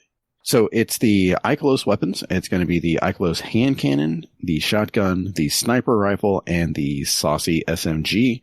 And that, again, will be the version 1.0.3 with the Warminds Avatar armor set. The final iteration. And as with the others, requires ownership of the Witch Queen or Season of the Seraph. You know, like Headley said, you know, to me, I think this should just be, you know, whatever the current iteration of the game is what you need. I mean, this seems... Well, is this just a catch-up mechanism for people who owned it and wasn't able to finish their frames, or is this a bone for the new player to get shit that they couldn't have access to Why before. couldn't it be both? Because I mean, Yeah. well, because I'm going to assume, and I understand that you have some frames to catch up with, but most of the people who own that shit have already got it. So they're not really selling to Yeah. the hardcore player. This is not surprising No. to me. This is a catch up. This is a catch up for people to get ready for Final Shape. That's all this is. It's just a wrap up. That's all this whole thing is here. It's just to get people, and the fact they brought all the seasonal weapons in, I'm happy they did that because there's a lot of these here that I see that I don't have crafted yet. But You don't need them though. no, I mean, you don't. I mean, Yeah, it comes down to it, you because, really don't. It's more like I like this weapon and I want to craft it the way I want, but you don't need these weapons. No, I don't think so. The way they're rolling power creep is season over season, and it's even more so now. Yeah. Everything from the next season is easily replaces the shit from the last season, except for maybe one or two outliers. Yeah, Hazel's mentioned that several times. That there'll always You know just what be I mean? another weapon that's even better. It's the same kind of weapon, Yeah. but better. Yeah. Exactly. Yeah. There exactly. used to be, I mean, up until, I'll even say up until Witch Queen. You know, you got that weapon, you know that weapon's going to be good. And some of them still are, like Falling Guillotine. They haven't been able to really bring in a weapon that replaces what that brought to the table. They've they've nerfed down Whirlwind, but that still didn't kill its usefulness. You know what I mean? Yeah, And it's just they're not making weapons like they have to give like incentive. that anymore. They have to give incentive for people to play, though. They have to give something out there every season for people to want to play, so I guess it's... Oh, no, you're fucking 100%, 100%. And that's, I think, that's where my quandary is. Yeah. I have no chase. I respect that you two are so positive about this because I read these and I thought the exact opposite. Really? Yeah. I thought this was a cash grab. Yeah, because it gives people reasons to buy the... I mean, because there really wasn't a whole lot of reason to buy the old expansions, right? Because unless you wanted to hear the story, unless you wanted to play the campaign. So now there's a more compelling reason to buy the old. Why don't they just group this up into one big bonus? It's package? not how it. So, did you guys watch that video that I posted about the business model? No. About how that there's it follows what went wrong with gaming. I put it in. Oh no, I didn't see it. Patreon as show response to the Patreon. That's episode. right. That's right. Yeah. And it's really interesting, is that it is all a cash grab because that's the only way they have to make their money. You know, if you talk about just the evolution of gaming itself from the coin op machines. Yeah. You know, that was easy money. I mean, this has been pay to play. Video games have been pay to play or pay to win. It's what I don't understand. Since the very beginning. People complain, but Bungie, and someone put this comment in one of my shorts on my YouTube channel. He said, Bungie's a business and you're the customer. I'm like, exactly. So I don't understand when Bungie offers something for people to buy and they get all upset because they're selling a product. You don't have to buy it. And if you don't buy it, then that's how you vote. But it used to be back in the Atari days, you'd create a game for a cartridge. It went into a console. Maybe there's a studio of 50 people that made it. Now there's like 1,500 people in a studio, man. And I mean, did you see how many employees is in Ubisoft? Ubisoft has 20,000 people. That's a lot of paychecks, man. I'm not being a shill, but I mean, it's just the business part of me. Since I own my own business, I understand the cost, but I get it. I do, but I don't know. I just view this as a cash grab, and I find it kind of sleazy. I still think Sony has a little input on this. I really do. People say, well, no, they're their own person. I'm still telling you, Sony owns this company, and Sony's probably going to have some direction on how to recoup that money they paid. Well, yeah, I read somewhere that this was Sony's acquisition was an investment along the it is. under the lens that they didn't own them. And it's like, no, Sony owns Bungie. Yeah. I think Gator said that. So actually, under their contractual obligation for the buyout, they were allowed to run their own show. as far as development and they give some freedom. what they're doing. Yeah. But as far as Sony demanding that they're starting to make this money or have reached this watermark for what they want in return, that's 100%. Dude, when Sony was putting when they were negotiating these billions of dollars, and I understand a lot of it went to keep people intact. I get it. Talent's hard to find, man. It's everyone needs it and everybody wants it. And it's probably in short supply, but Sony has a plan. They saw the upside on the Eververse store. They saw the numbers. Bungie showed them to them, and that's why they got so much damn money. It's just a business, man. I mean, I understand the sleaziness. I think, Hazel, they should just group it all into one catch-up package and just make it a discounted price and be done with it. Instead of going back and buying the Shadowkeep and then the Beyond Light and then and you still got to play the campaign to get the stasis. No, you can buy stasis next season. Yeah, but you have to finish the campaign, which means you have to buy Beyond Light. Yeah. It's their way of getting their hand in it. I mean, well, buying the DLC expansions has always been part of their model. You know what I mean? Even when I first came in free to play, I had to buy Shadowkeep. I had to buy all that shit. Granted, it was all still available. Weapon crafting rewards. First completion of a normal or legendary difficulty will award the exotic deep sight weapon. With that, you're probably going to need 5 to go ahead and get that, and then you can go ahead and go from there. Each completion on legendary will award a catalyst upgrade for the crafted exotic weapon. That's pretty nifty. Yeah, it makes it easy to get it. Don't have to wait for it to drop randomly. Yep. And the intrinsic perk upgrade that they threw in there, that's going to be on there once you actually complete the mission. Nice.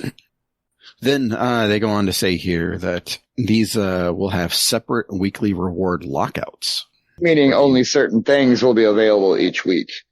So this week you get Drang and the shotgun. Really? And next week you'll get another selection of the weapons. Okay. Well, yeah, it pads their playtime. Yeah, it's going to be like Lost Sectors. They're like, oh, it's helmet day. Oh, I need that Titan helmet, so I got to run it. Exactly. And then one guaranteed deep sight weapon that has not had its pattern unlocked, and armor piece that has not already been obtained based on your current class. Okay. Will be rewarded weekly there. And then if all weapon patterns and armor have been obtained in the in-rotation mission, a random world drop will be awarded. Wow. Okay, I didn't count on that. So, yeah. So who the hell knows what you're going to get then? They really want you to run these. Box of chocolates. Yeah. And then on every completion, you will receive an additional weapon from the mission's weapon pool. However, this weapon will have no knockout or guaranteed deep sight behavior. There's the 2 steps back. Okay.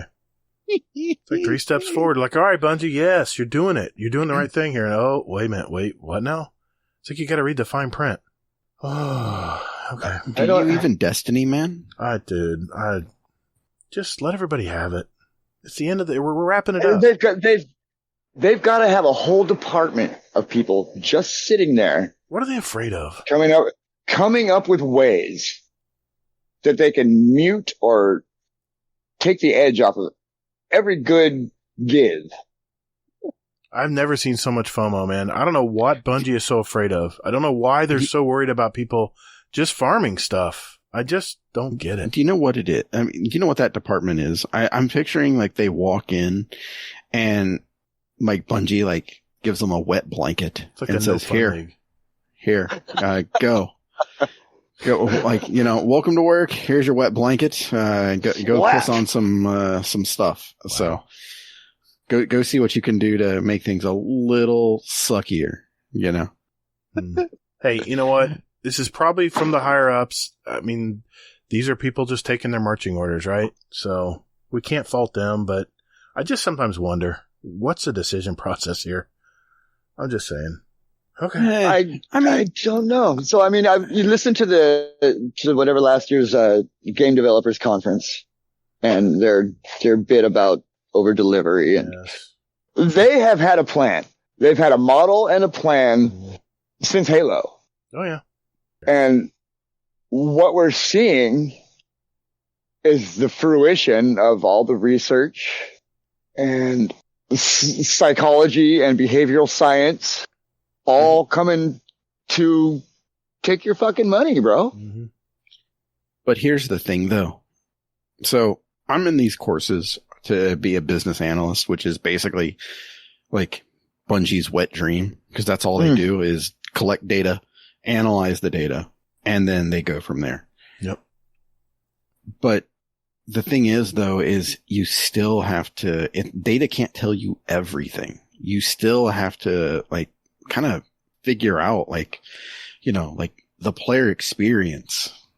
Like, you know, like, like somebody has to say, like, you know, yeah, the data says this, but if we do it, it's going to offset by, I mean, you got to have subject matter experts in there that are going to actually, like, kind of like fact check you and be like, hey, you know what, we can do this, yeah, but it's going to have this repercussions. Look, when you're talking about sociological, psychological patterns, oh yeah, those are hardwired. Those are hardwired. We can bitch and moan all we want, but we're still going to behave and do the things that we're conditioned to do, which is exactly what we've been doing since 2013, 12. When did 2014 Destiny? 2014 is when Destiny started. Mm-hmm. See, and they slowly have conditioned us over time with subtle changes, 2 steps forward, 1 step back. You know what I mean? We're just going to go along with it. And I'm guilty. I know for a fact. Right. I might be burnt out right now and completely disgusted with the business model, but I'll guarantee you I'm going to log back in. I'm talking right now with my buddy. He's like, we're going to come in, we're going to start raiding again. You know what I mean? It's just like, or let's put it in a different term, Headley. If next week some badass pulse rifle came out, you know we're all going to jump on to get it. You know we're jumping on to get it. I'm intrigued by some of the exotic changes coming down the pike. The problem I have right now with Destiny is the carrot's just not big enough for me. I look at a master whatever and realize I'm not really getting much better things. I'm good with what I got. I'm fine. And that's where they have not challenged. They have not conquered my human nature as it was, because I don't see for the time involved in grinding through a master or anything, I haven't seen the reward being big enough to do it.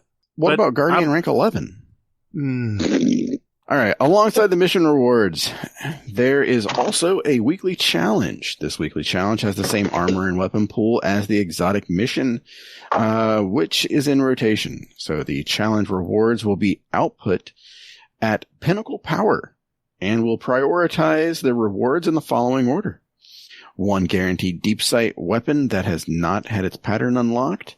And if the weapon pattern has been unlocked, the challenge will award 1 armor piece, and then it will go to if all weapon and armor pieces have been unlocked, the challenge will output a random weapon or armor piece.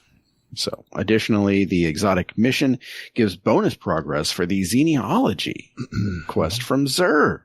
There you go. 4 points for completing it on normal and 7 for completing it on legendary. Look at that, Gator. Well, look at trying. that. They're trying. I'll give them credit for trying. Yep. What do you guys think of the exotic mission rotator coming next season? I'll probably play it because there's a lot of weapons in here I haven't crafted yet, and just for that reason, the carrot is big enough for me to play. The reward's there. Well, you know, the weekly challenge, I'll see. Yeah, I'll play it for fun because I like those missions. Yeah. I mean, I don't see me doing Vox Obscura. I don't see me doing Seraph Shield. I mean, I see me doing Presage a few times and then, or Presage, yeah. And then, just going like, no, I'm good. I'm done. I don't really need to do this anymore. I don't see me crafting my Dead Man's Tail because I don't use it already. I don't use it. Yeah. My Dead God Messenger, roll is so dusty. Yeah.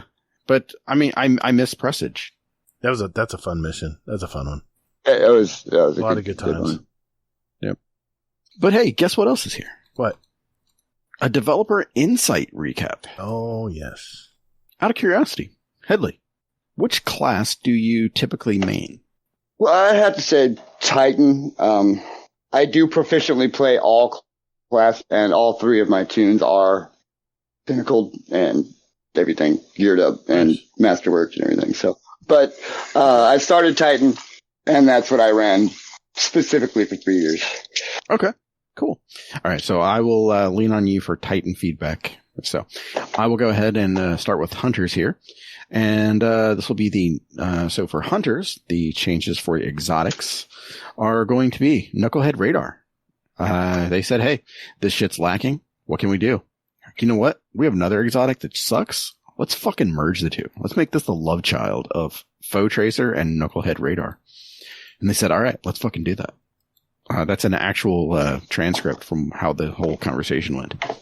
So, yes. So, Foe Tracer, basically the one where you find somebody who's weak and then you can like zone in on them and that kind of thing. Foe Tracer is my hunter.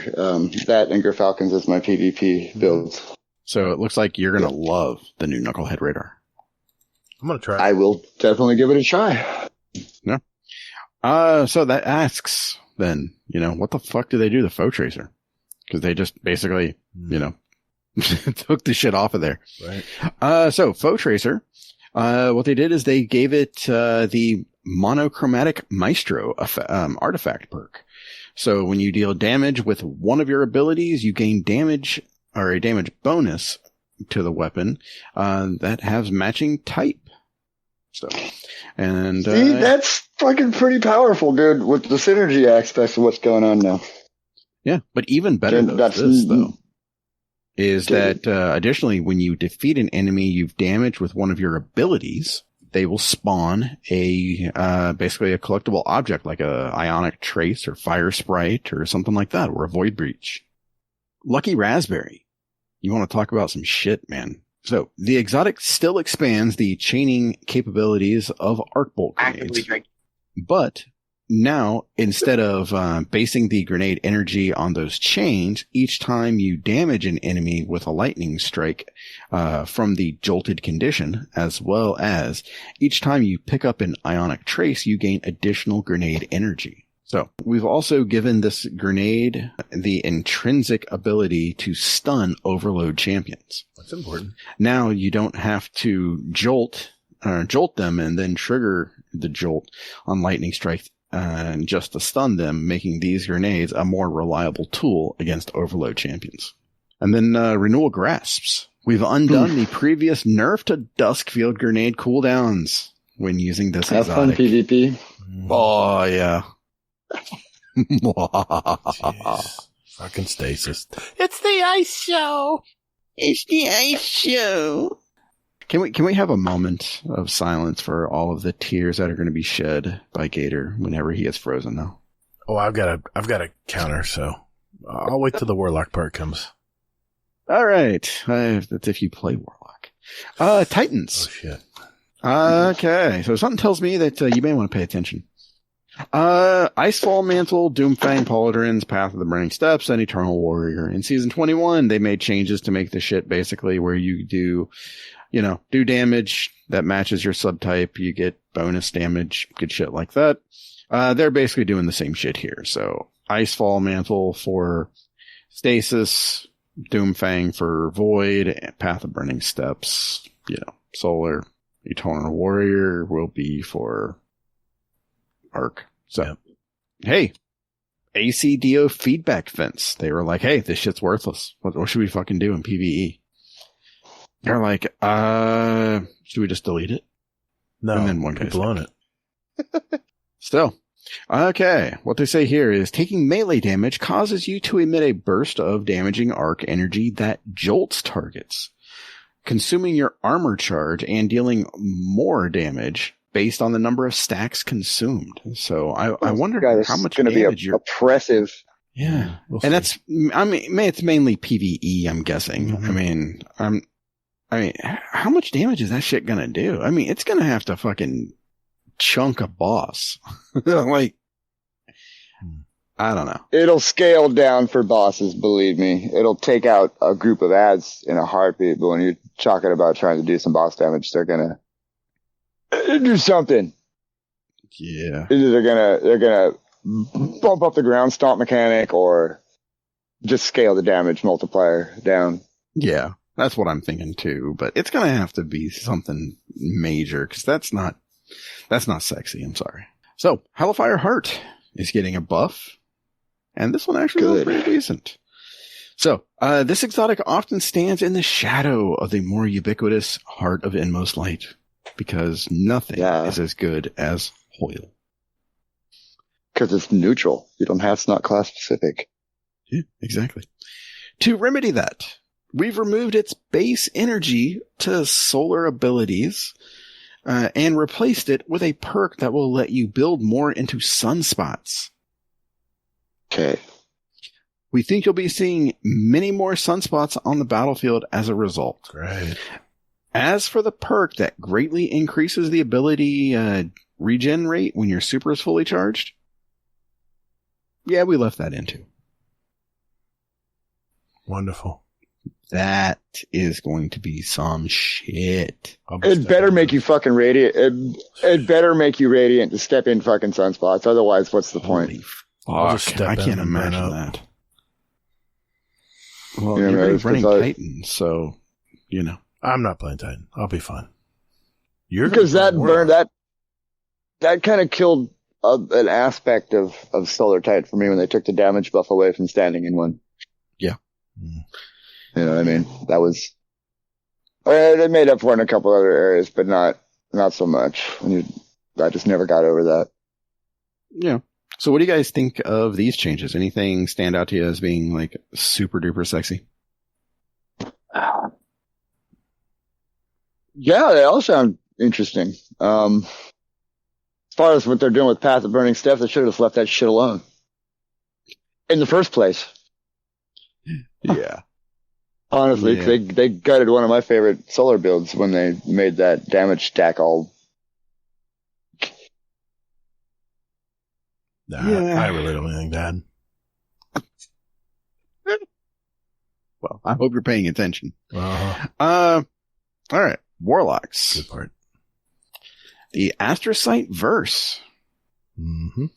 So, this item we realized only one person used in the entire game. It's me. Hi, I'm Gator. And we decided that because it was either that much ass that only one schmo in Florida uses it, what we decided to do was to add some functionality so maybe more people may use it. Oh, it's going to be so powerful now. So, enemies near you when you blink become volatile.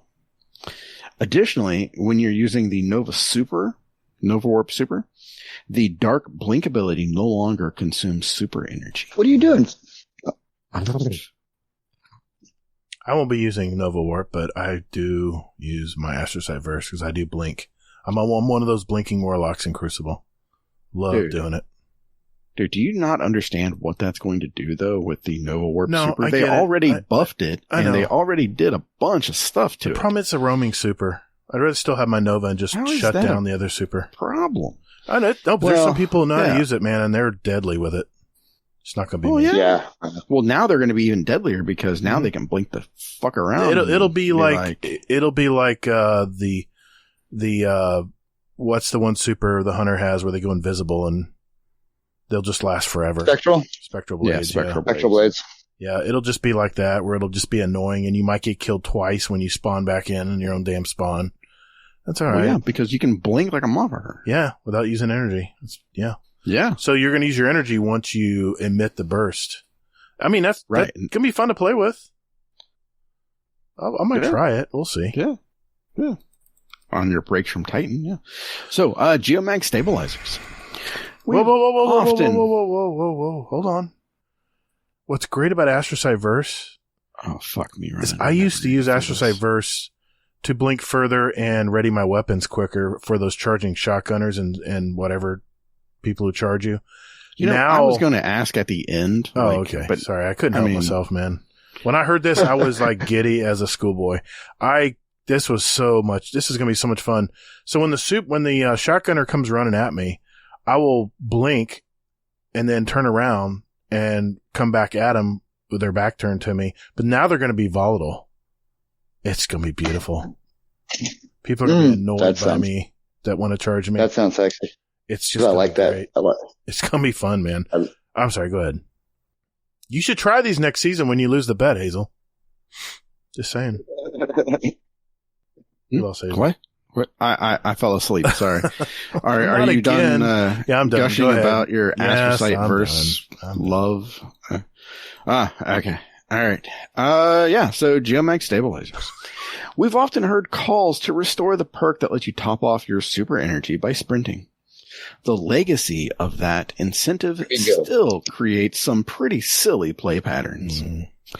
Instead, we wanted to give players a way to get more super energy no matter how charged their super is. Now, picking up an ionic trace while wearing this exotic will grant Guardians additional super energy. Okay.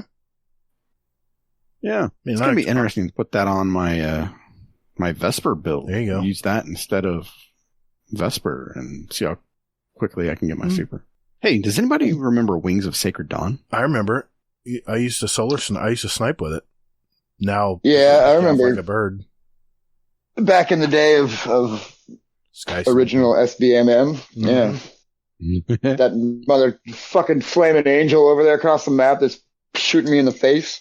Like, what is that over guy. there? What is that in the air? Bam, headshot, you're out. Yeah. Well, guess what? Try to go peek again. Blam. Those days are back. Oh.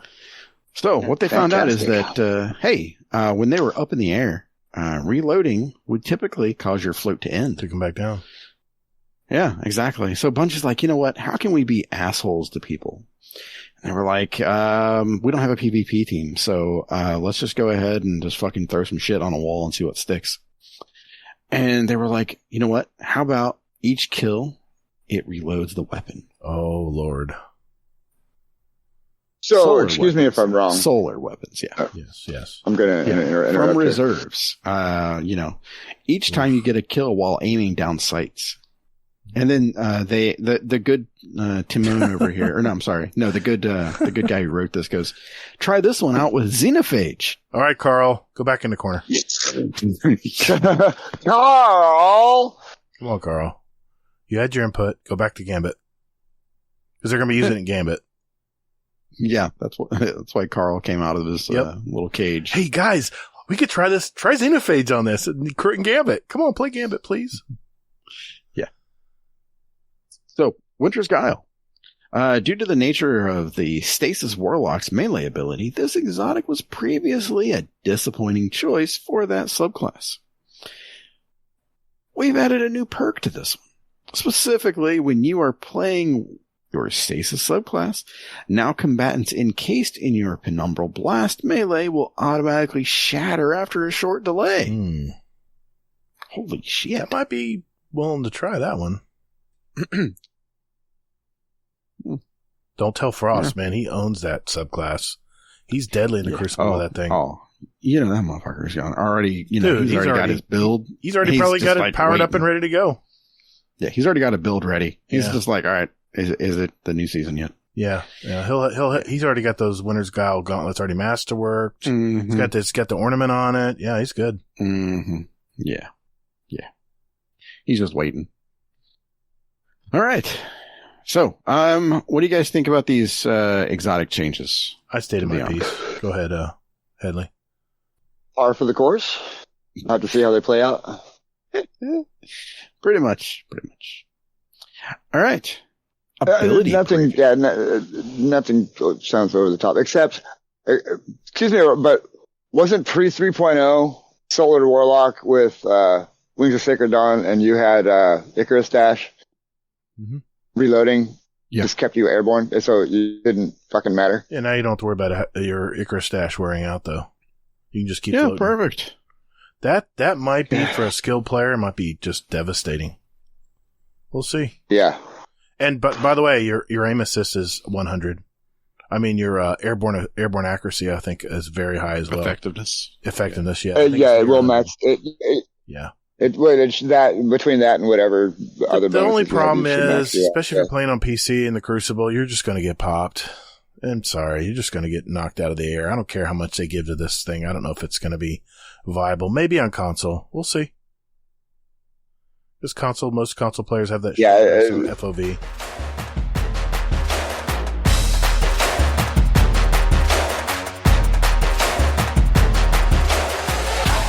Hey y'all, this is Sin from the Guardian Hub Podcast, the best hub on the net, and you're listening to the Guardian Downcast, the best cast on the net. Yeah, I'll Venmo you that later.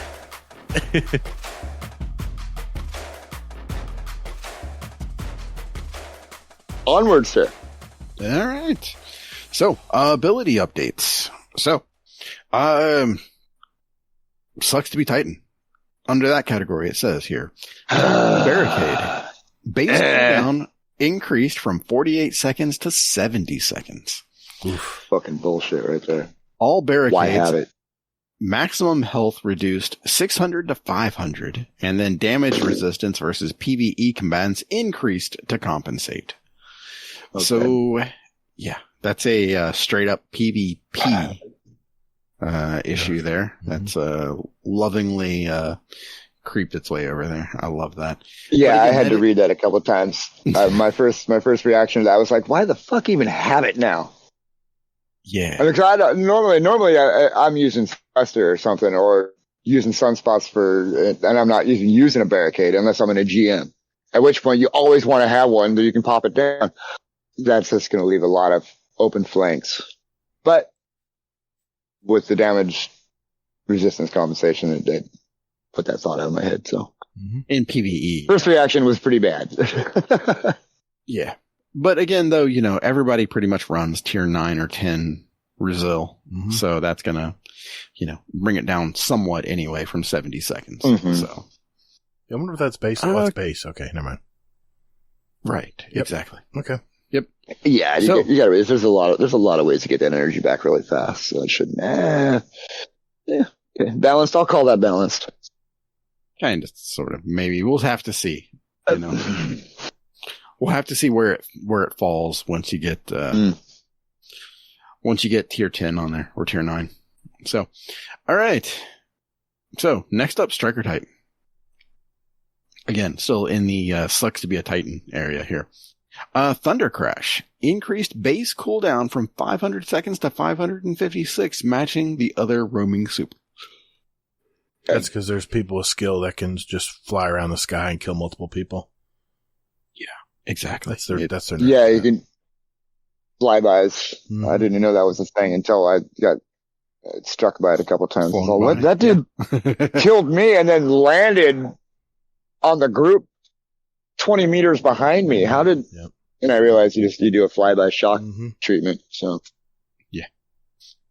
So Knockout reduced damage bonus versus players from 50 to 30. Yeah. okay. Sorry, we're still in the sucks to be a Titan area here. Okay. So next up, Strand. So basically, Strand is pretty much like a skeleton key. It solves everything. It solves all your problems. Mhm. You got a problem, Strand will solve it. I guarantee it. Mm-hmm.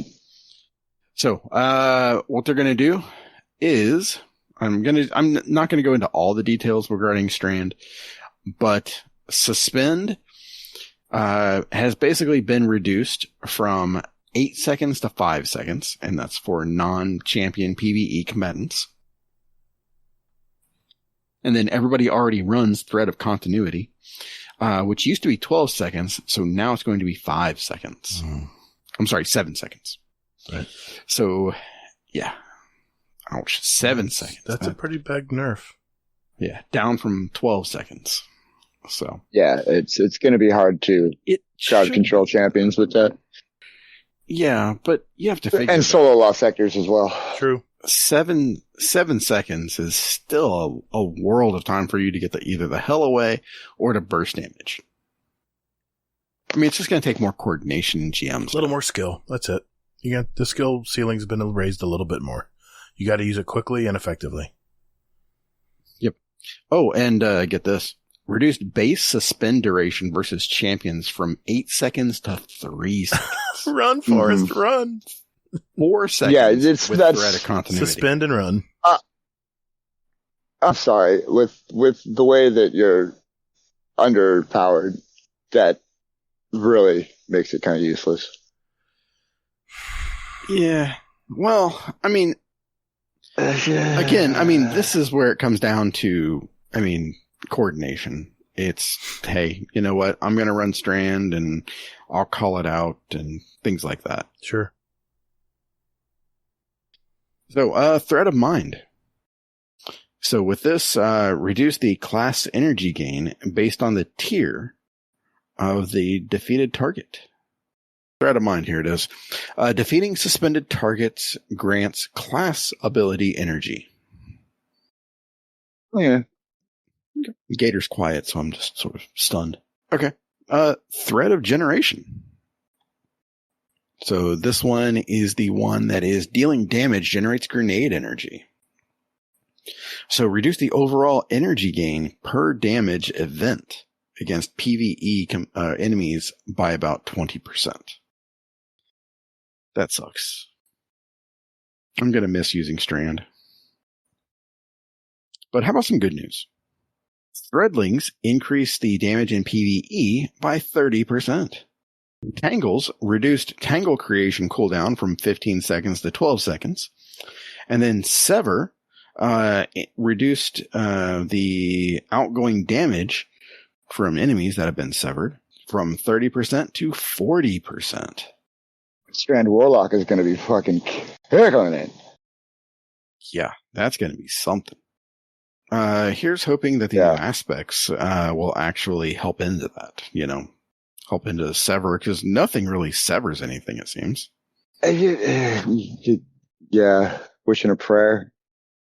Yeah, I mean, the only fragment that I see here that gives anything regarding severing is Threat of Isolation. Landing rapid precision hits emits a severing burst. I think all the melees actually cause a sever effect. Oh, yeah, maybe. It just never seems, I don't know, usable. I just don't notice it. I just don't notice the effect when it procs. It's like it might as well not even exist. It reduces their damage to you, I think, doesn't it? When you hit them with it? It's very subtle. Right, it does. Well, that's what I just said, is that it, the perk, or they changed it, so it's from 30%, they increased it to 40% damage reduced. So maybe it might be a little more noticeable. I never now, really counted on it on my Warlock. I mean, I throw the spike at him, and then a little bit of green shit would happen on him, and I'd end up killing him anyway, but yeah. So Silkstrike, increased Silkstrike damage resistance from 40 to 45%. I'll take it. That's good. That's good. Yeah. Reduce the suppression time between Silkstrike's super air attacks. And then reduce the vertical lift provided by Silkstrike heavy air attack to reduce instances of missing the primary target. That would happen sometimes. Yeah. I just keep wanting to jump and use that air attack. Yeah, or that, me too. That wide attack. And you get that extra jolt and you're like, oh, aim. It's like off. Yeah, exactly. It's like, oh, there's like, my come on, trash find play him, again. find him. Nope.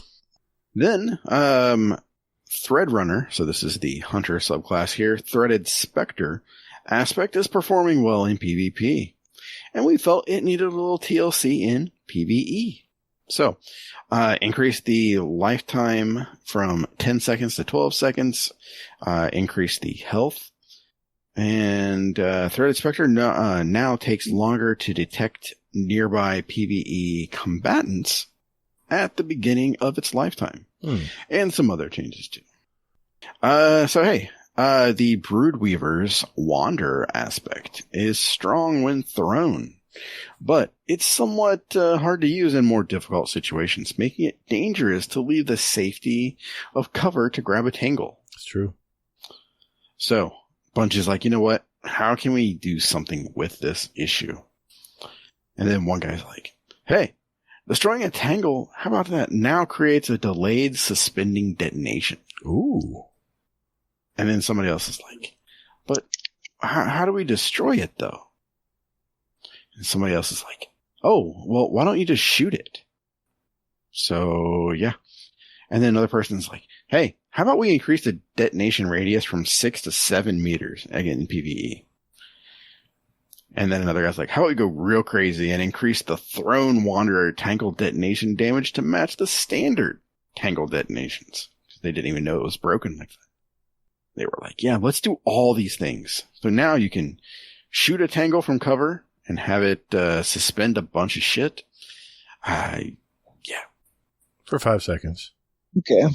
Well, 7 if you have the fragment. You had better have that damn. Of course. That'll last 1/4 of a season. This is just so. It's just not moving. Before they nerf it.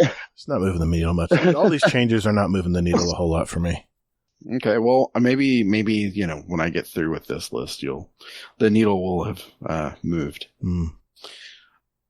So, grapple. Grapple melee always takes priority while active, regardless of whether or not a target is within range. Yay! I will take that. Okay. And as mentioned above, while shifting some of the power of Suspend to other strand atoms, we took the opportunity to make some of the strand fragments that correspond to threadlings and sever more attractive picks. So thread of propagation. So they added 10 strength to this, and they say here, powered melee final blows grant your strand weapons unraveling rounds. Okay. Thread of continuity, which is suspend, unravel, and sever effects applied to the targets have increased duration. They removed the plus 10 strength for this. 3 steps forward, 2 steps back. Oh shit, man. Yeah. I mean, we still got to use it because we want that 7 second suspend. So now they're just penalizing you, taking that strength away. They're not penalizing you. They're putting it in line with all the other shit. All right. Thread of wisdom no longer requires a precision kill to activate. Hazel, what does Thread of Wisdom do, by the way? Oh, yeah. Thanks for asking. Because it took me fucking forever to find it. Defeating suspended targets with precision final blows creates an orb of power. So now you don't need to do the precision part. You can just kill shit and it will give you an orb of power. Okay. Thread of isolation. This is the landing rapid precision hits emits a severing burst from the target. Reduce the number of precision hits required to activate by an average of about 30%. Okay. All right. Oh boy. That's promising. Yeah, I still don't know. All right. Next is Thread of Rebirth, which is strand weapon final blows have a chance to create a threadling. Chance. Sorry, I'm not trying to be pessimistic. The number of created threadlings now increases based on the tier of the defeated target. Okay. Minor enemies, 1. Elites, 2. Boss, champion, and mini-bosses, 3. There is all of that. And then all this coming in Season 22 and some more changes, too. Tune in on launch day for a full list of changes and bug fixes, including a fix for Celestial Fire Scorch non-activating melee perks like Sunbracers.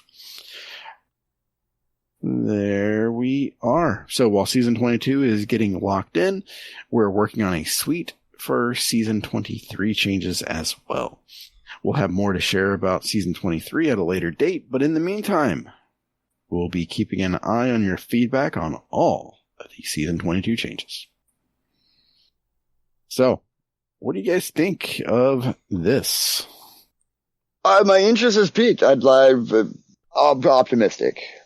The needle has moved for Headley. Coming from a place of being burned out, I'd say that they might actually add some spunk to what I felt has become a kind of a boring build system. Okay.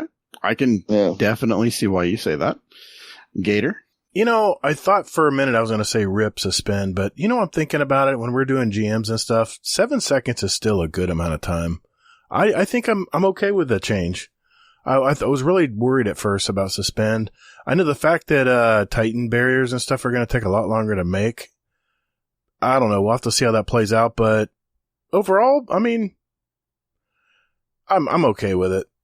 I mean, I've been using mainly Grafalcons and, you know, because I'm playing Hunter this season, I've been pretty much using Void Grafalcon build, so I haven't used a lot of Strand this season, but man, is it ever powerful and high level content with suspend. So I think it'll still be viable. I will. That's all I'll say about it. Well, it's not just Strand. It's what do you think of the entire article? Oh, I mean, Astrocyte Verse, I mean, enough said. That gives me another weapon against, that's the reason I use Astrocyte Verse, is to dissuade the shotgunners who want to run at me and slide. Now I can not only, it's almost like those bombardiers where when you dodge, you leave a bomb, depending on your on your Void, Solar Arc, Stasis, whatever. So now, at least with Void, when I'm blinking in Crucible, that's where I see this really helping me. We'll see how it plays out. I think Suspend will be okay, though, so don't panic, everybody. Yeah, I think it'll be fine. Everything. Experience has told me that they're balance adjustments, even when people get all hyperbolic and really dramatic about it, don't swing the needle too far. It might kill something and bring something to the forefront, but that's just the cycle of their play. Yeah. What do I think? I would agree with Headley. You know, I mean, this moved the needle for me. This made me excited for next season, actually. Oh, okay. Coming after that other article, man, this, as a PvE main, this kind of assuaged some of my "fuck you, buddy" feelings. Yeah. That was the other thing I noticed too, is when I was going over this, I was like, you know what? I'm like, all of these are like PvE based. A lot of them are. You know they were going to bring it back. You know, Strand's been hot for a while. You know they're going to bring it in line with the other stuff. That's kind of what they're doing here. I don't even mean that. I mean just the changes to, like, all the changes, like the exotics and things like that. Those are more changes for PvE than PvP. Yeah. So what's PvP? Again. I never heard of it. There's PvP in this game? I'd feel for Crucible players. I don't. Fuck them. What? I couldn't resist. I had to say it. Okay. Back to the TWID. Age gating changes on all Bungie services. So on August 15th, in order to be fully compliant with an evolving landscape of digital service legislation around the world, Bungie.net users will be prompted for their birth date and country of origin or residence when signing in or creating a new account. All right. So, Moon's Haunted. The PsyOps Battleground Moon has returned. Be on the lookout for that. August 22nd is just around the corner. They want you to remind you that, hey, we still exist and we're making another game, so play it. Good news for all PS Plus Extra and Premium subscribers. Witch Queen will be free quotes, joining the August 2023 PlayStation Plus game catalog for 6 months. That's Sony's influence. Starting on August 15th. Yep. So everybody who has those two services will have access to the Witch Queen the next time they log in on Destiny 2 on PlayStation. And this very well could be Sony telling them, hey, we see your numbers have started tanking a little bit. It's Sony's influence. We are going to now offer this up on our dime for 6 months to stimulate some new player growth. So, yeah, fun fact too, assuming that the final shape comes out in February. Mm-hmm. Out of curiosity. February 15th is a Thursday, so I'm guessing the final shape could come out on the 20th or the 27th. I'm guessing 27th, closer to March, like it did this year. Probably. I'm guessing the 20th because you figure August 15th to February 15th, so 6 months for Witch Queen. Okay. And then maybe the 27th, and then a week for people to go ahead and play it before play Lightfall. Right. That's a lot of content, though. So, interesting. All right. Guess what? What's that? Shit's broken. There it is. Movies. Badass art. And then a Hot Rain, aka Let's Go, in German from Timon. Very good. Whew, longest fucking twab ever. Yeah, that was brutal. That was I blame that was Gator. pretty long. I blame Gator. That's what she said. Oh, even without interruptions, that was a long fucking tweet. Yeah. Yeah, it was. All right, Hazel. All right. Thank you for that. Thank you for enduring that. And we'll be right back.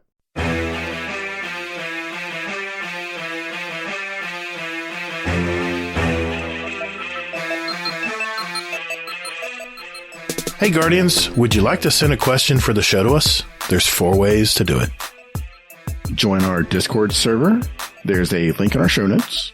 We have all kinds of Guardians here, from new lights to the dedicated hardcore gamers, and you can just lurk and hang out or jump right in and talk with us. It's up to you. There's also a channel labeled Podcast Questions where you can type in your question for the show.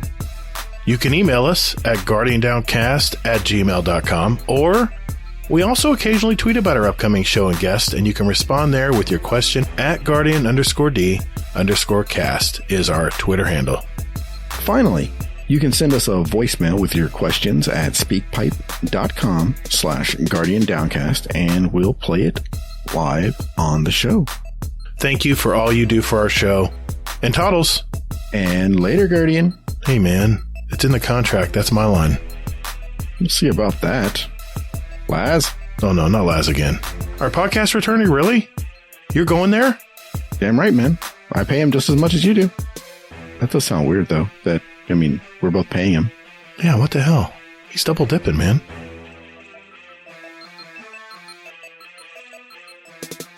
All right, boys and girls, it's that time of our show where we get our questions from you.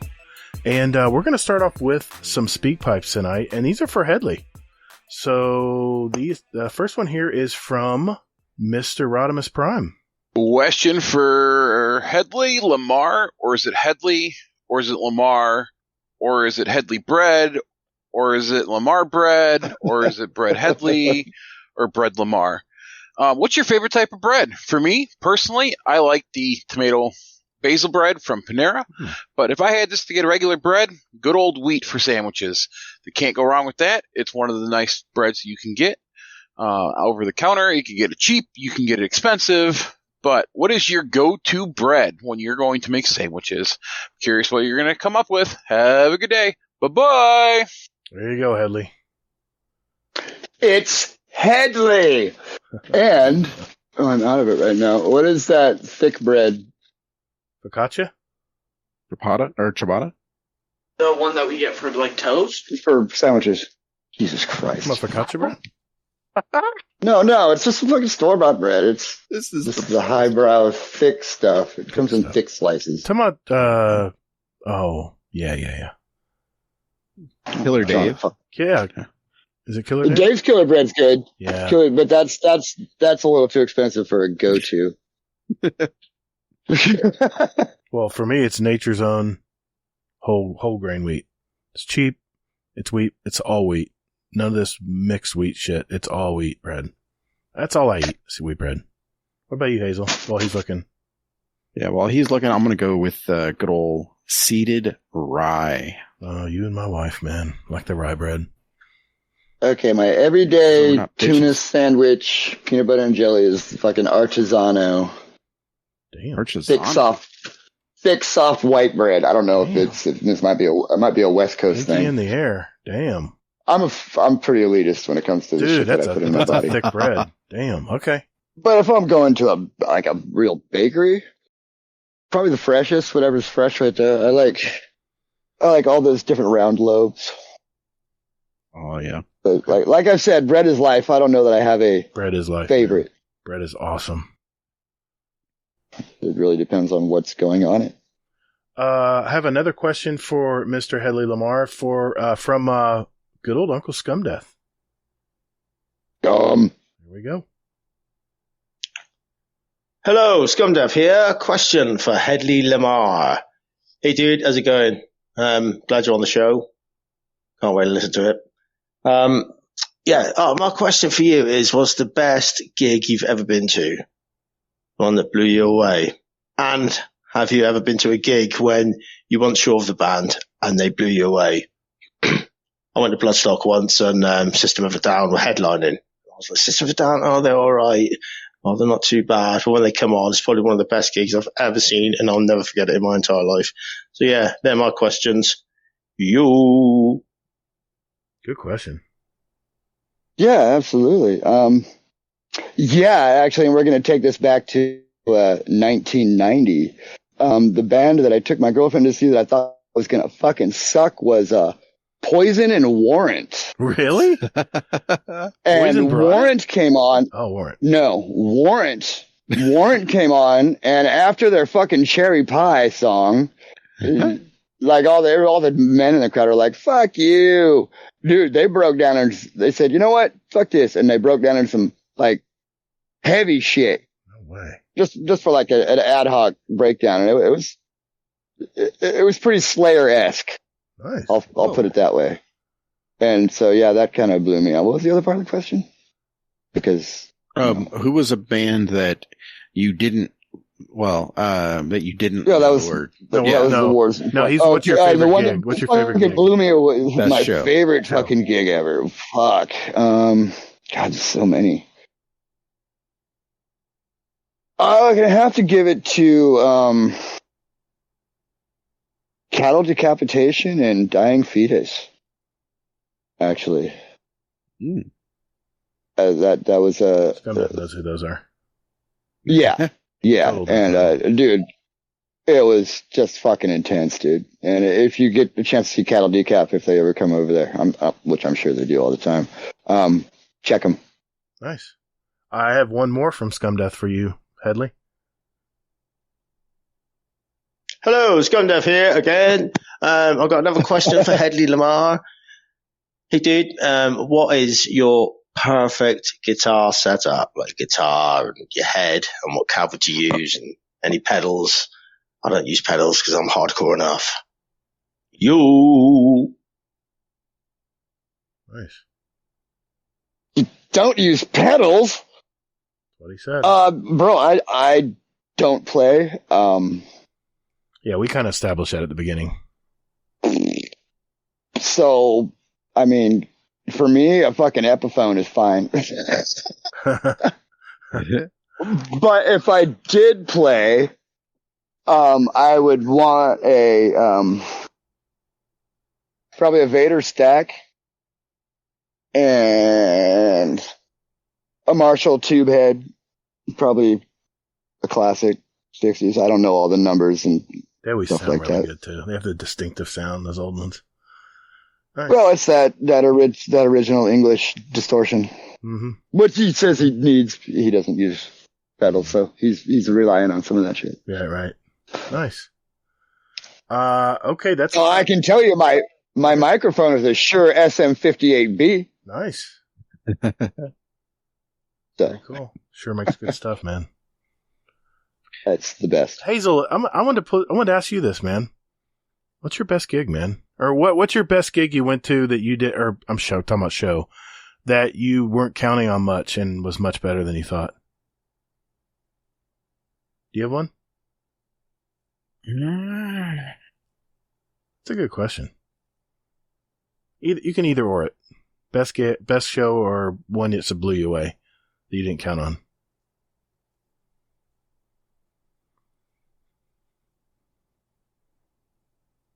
I haven't been to a concert in forever. My shame is real with this one. The one that blew me away is fucking Train. Oh, wow. Because apparently the guy who is like the lead singer wrote songs for fucking everybody, apparently. Mm-hmm. So he didn't even really play any of their songs. He played all the songs that he fucking wrote for everybody else. Really? And it was like, hey, I know that song. And it was my wife's birthday and she wanted to go. So I was like, Nice. all right, let's go. And she was just like over the moon. So good surprise. Nice. yeah, sure. Sort of. I went to a mid Van Hagar show, and Bachman Turner Overdrive was opening for him, and they blew the house down, man. They were so much better than the headliner that night. They were Bachman Turner Overdrive. Just, man, what a setup band. That was one of the best concerts I've ever seen. Oh, those guys, fantastic. those people are professional. Oh my god, that's such a great set. Okay, you got anything? I had to laugh when you said that because you said mid. And I'm like, I was in high school still, man. Yeah. Well, today the kids say mid, meaning something very like just meh. Oh no, I didn't mean it that way. So back in 1986. Yeah, mid meant something else. Yeah, that's when I went to the show in '86. Yeah, and the PlayStation was not around then either. Oh, so that's a OU812. Yep, that was their first Van Hanger. Yeah, it was. It was the first one. Yeah, yep, that was the first year. First and best. Yeah, I think so. I agree. I like both versions of Van Halen. Rest in peace, Eddie Van Halen. Man, he'll be missed. What a guitarist. Okay, what do you got in the Discord for Mr. Headley Lamar there, Hazel? I'm done. I'm out of speak pipes for him. Okay.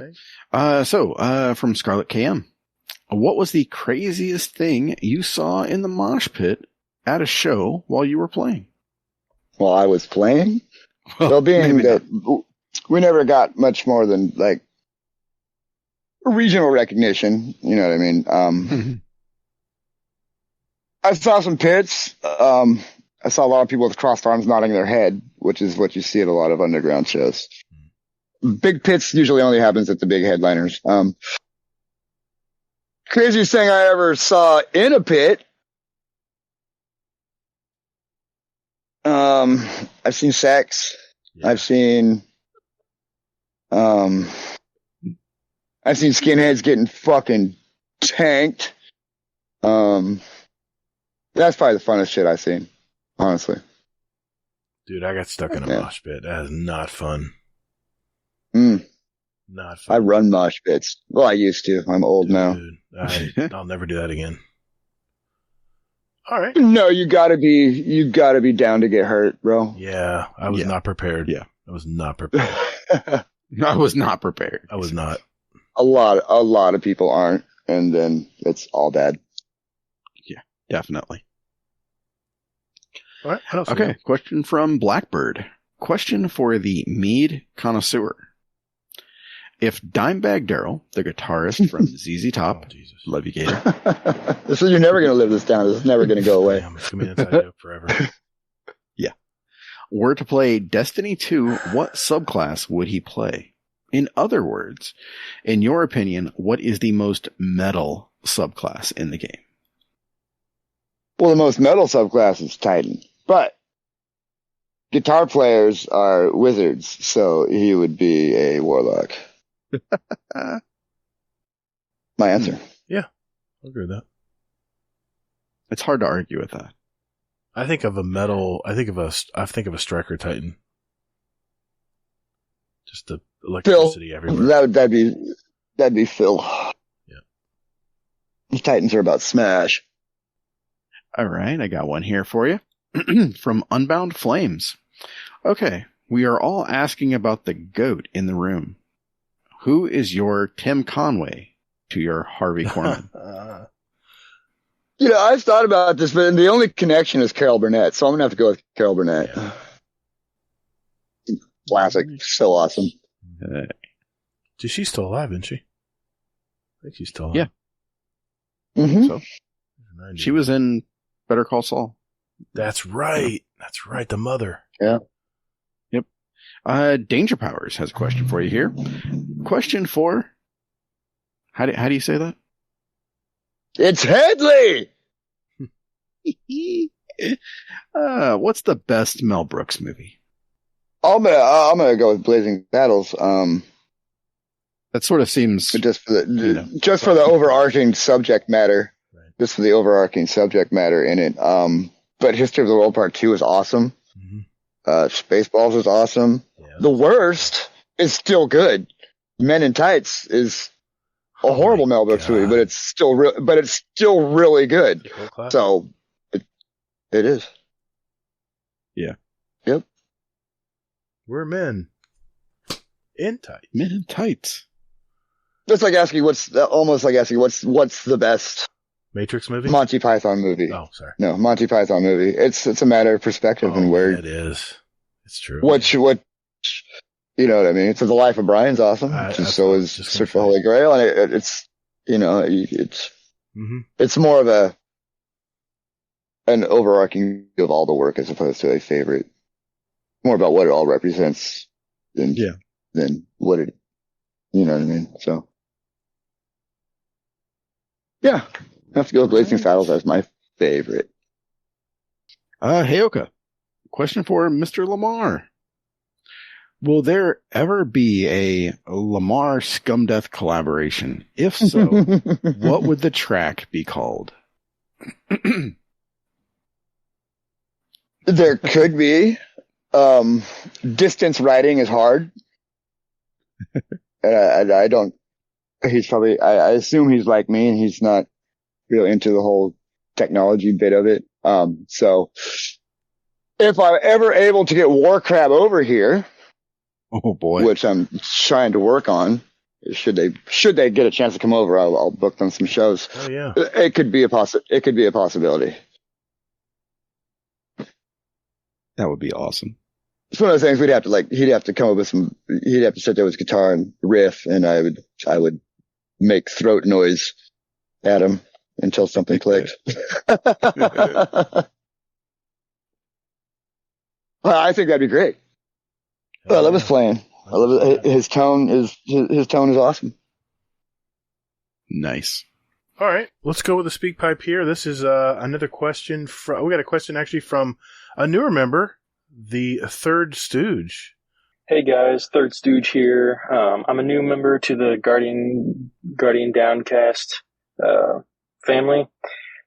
Recently, I've been working on getting my second ever title, Dream Warrior. It's the one for the Root of Nightmares, and it, especially with listening to y'all's podcast, it made me wonder, especially also not hearing you ever talk about them, is do you have any particular titles that you favorite or that have fond memories of getting? Yeah. That's a great question. Favorite title? Headley, we'll go to you first. You got a favorite title? Or do you do titles? I don't anymore. I feel a lot of them are just kind of gimme titles now. Yes. So when I finally got Conqueror, is my favorite title. That's a good title. What about you, Hazel? Favorite title? Just looking over my titles here just to see. Cursebreaker.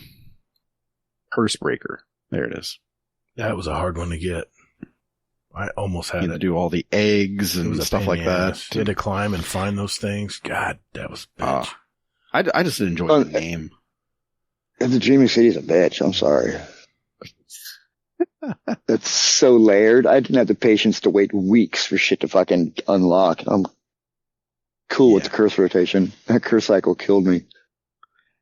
Yep. I know exactly what you're referring to there.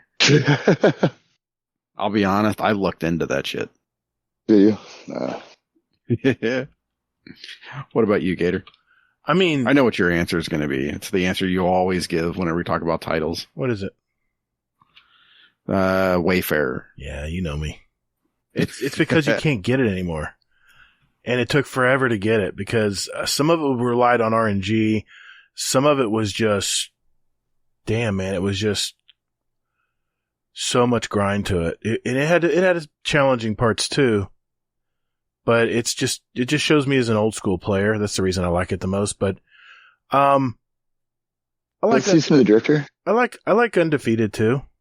That's one I got currently in comp. That one was challenging to get. So Undefeated would be my current one if he were to hold me to it. The thing is though, is that Wayfarer, you didn't have to do shit. It was a grind, man.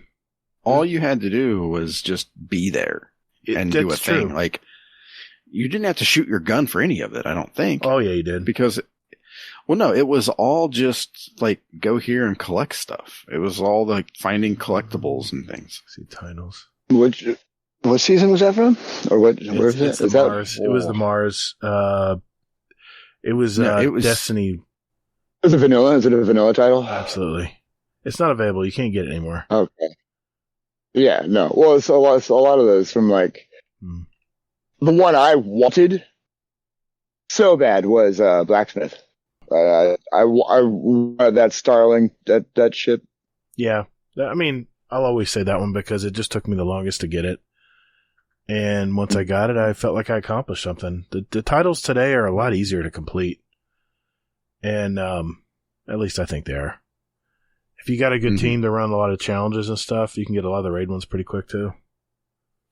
Let's see. I have one here from Prince Rizniz. Hello. His Highness Prince Risen is here. What's up, guys?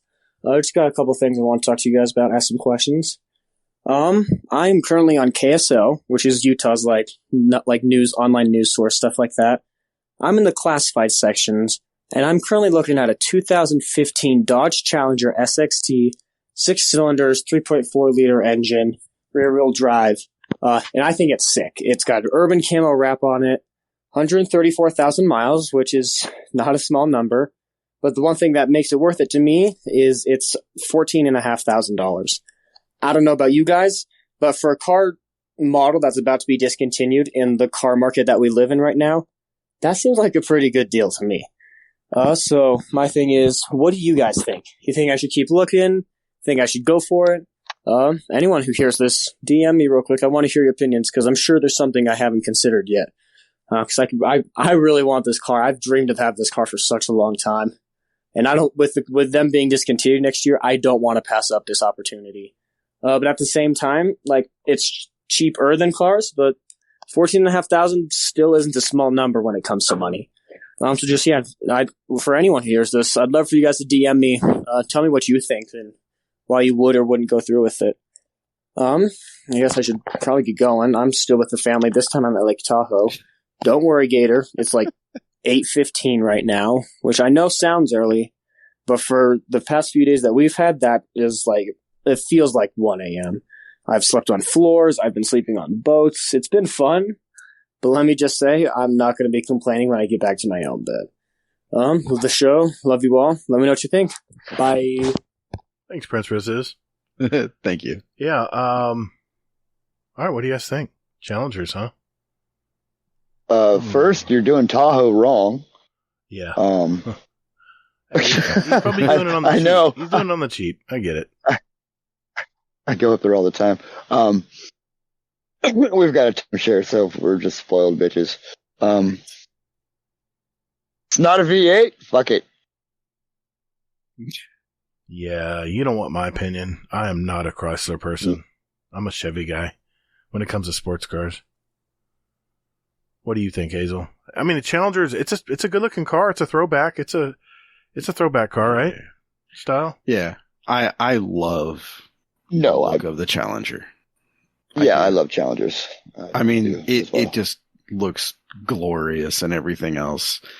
The two things that would give me pause would be the one, the V6, the two, the 100,000 miles on it. It's a heavy car. That V6 is already working. So yeah. Oh, it's got a charger on it, so it's not like. I mean, a 4. It's got all the. It's got horsepower. But if I'm gonna,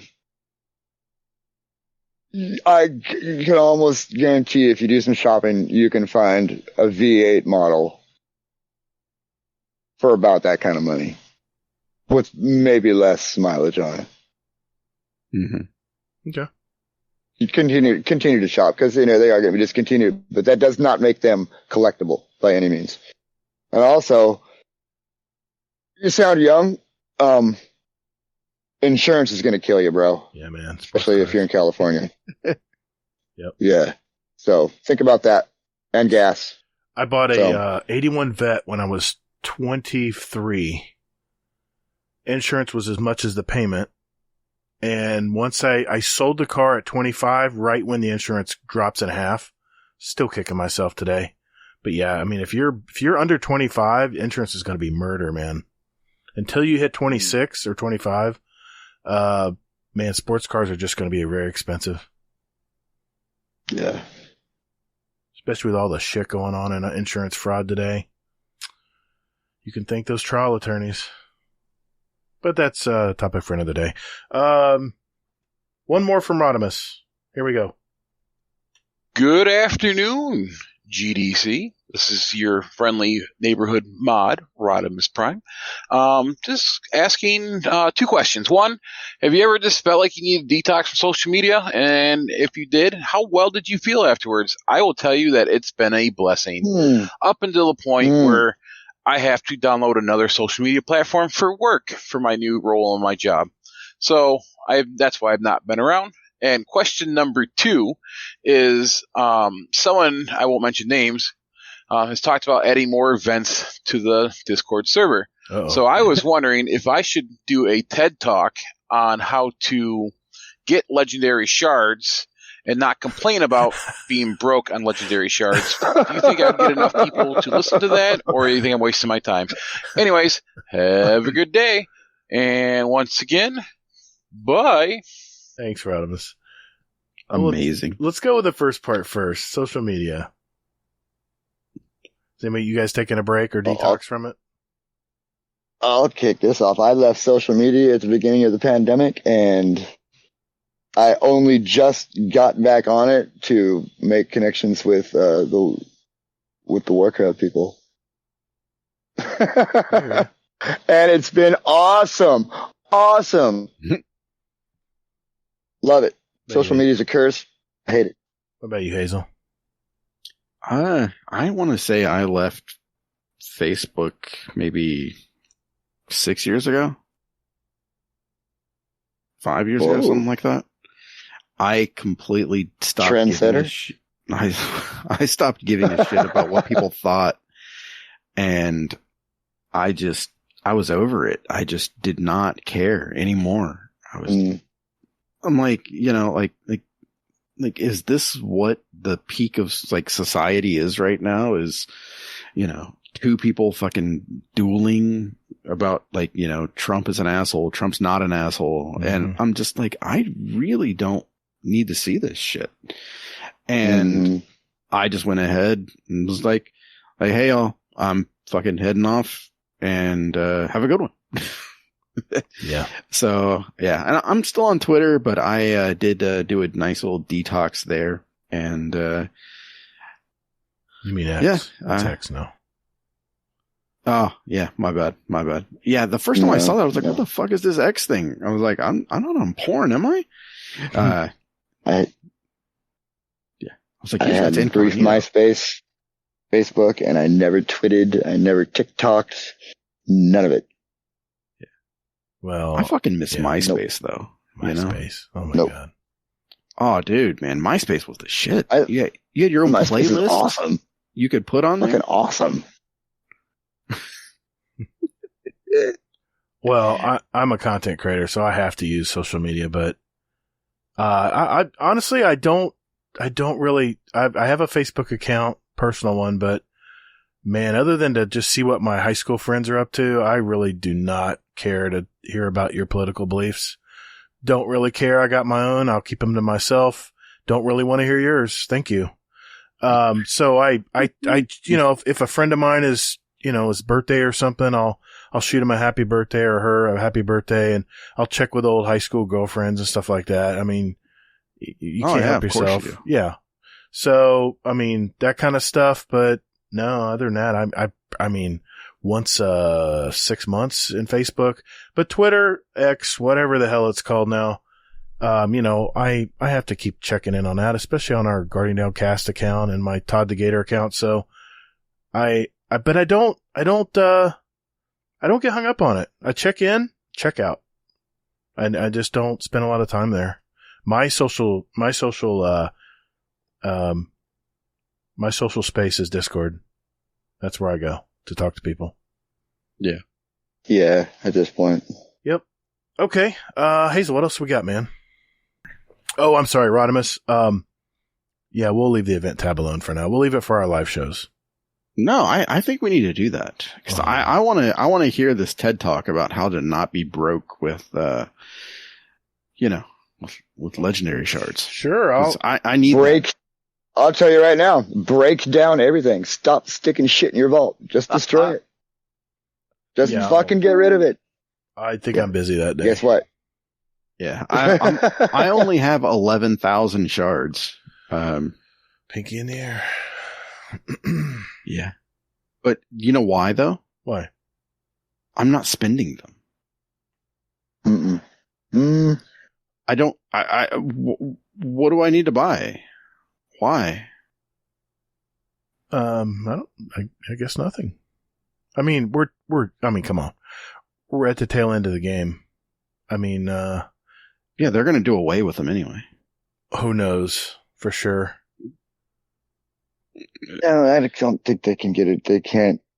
You can't just get a game economy like getting rid of the main non-premium fucking currency.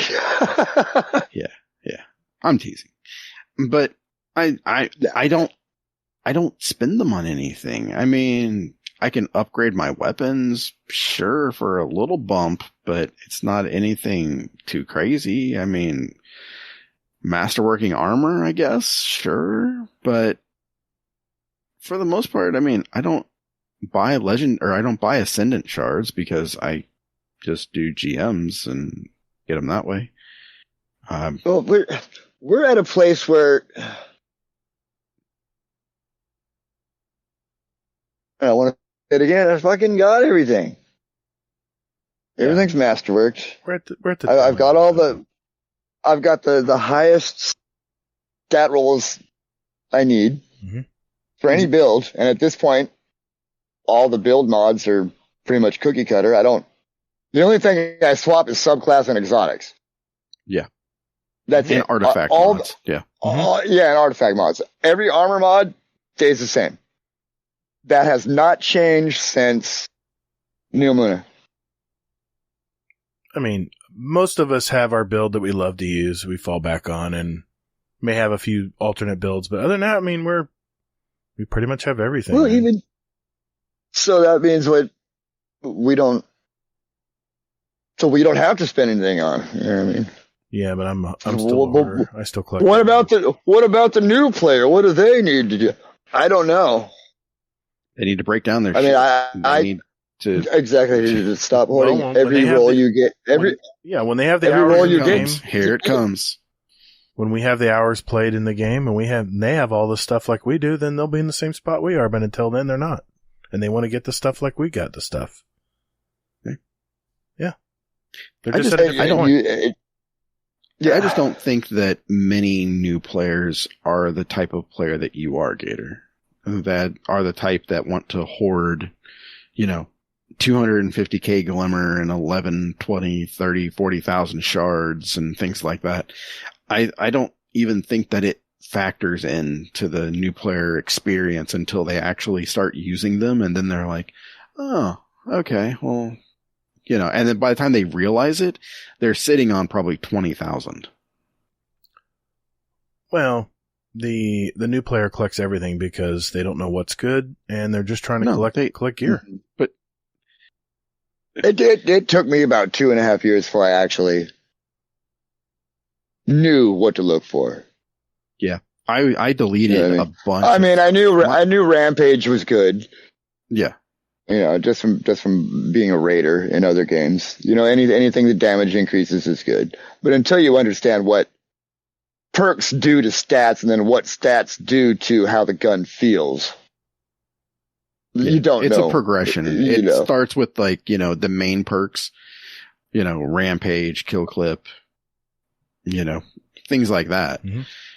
And then, after 2, 3, 4, 5, 6 months, then they start looking into other things. So, I mean, I'm just saying that by the time they realize what they need and what they want to do, they're probably sitting on a shit ton of stuff. Because, I mean, I know that when I first started, I was just basically keeping the highest number stuff. Right. That goes us. And so anything less than that, I was getting rid of. Yeah.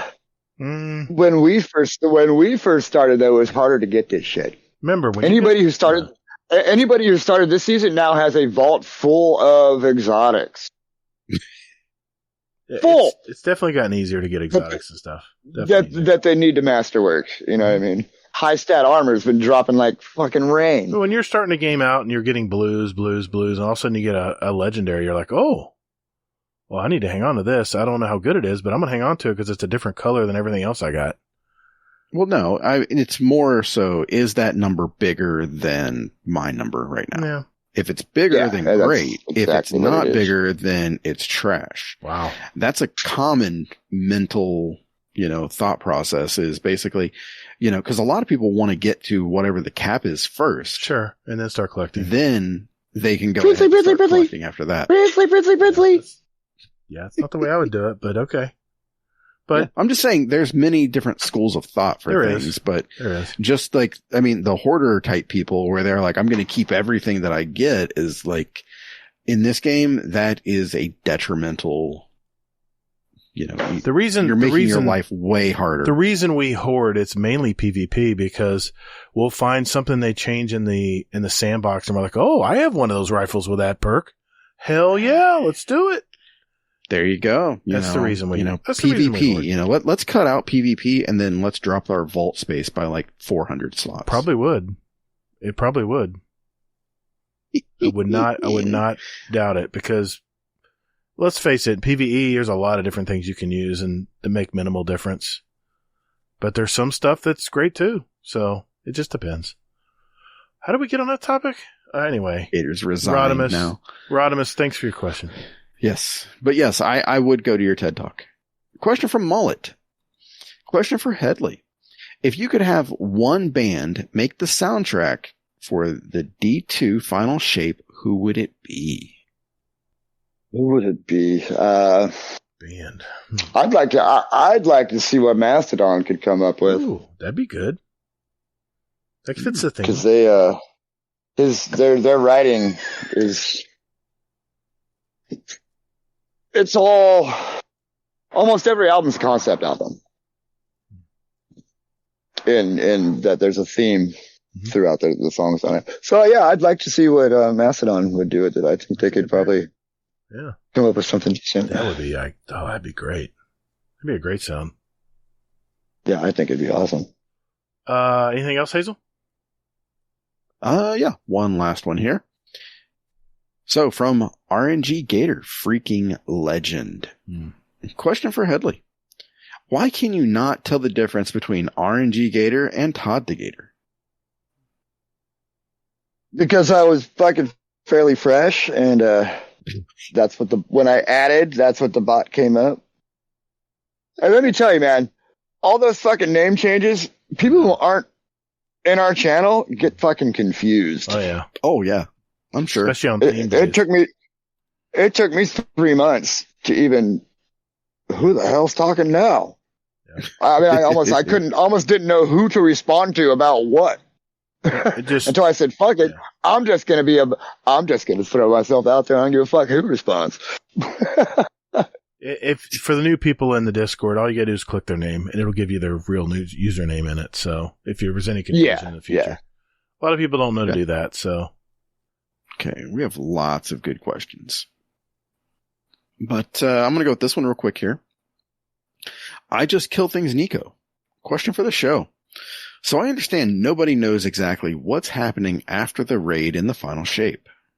But hypothetically, if they don't sunset all content because God only knows what they're willing to do, how would you feel about adding a new game plus Destiny 2?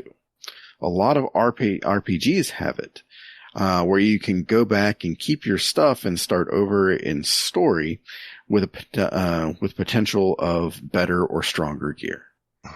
Oh, he's saying Destiny 2. It's like, I'm sorry, New Game Plus. That's what he's saying. New Game Plus, like Destiny 2 carries on. So like, no. So like in most AAA games that aren't live service, once you beat the campaign or the story, you can then restart over at 0. Oh yeah, with all your max weapons and shit. Yeah, it's just the enemies are harder and things like this.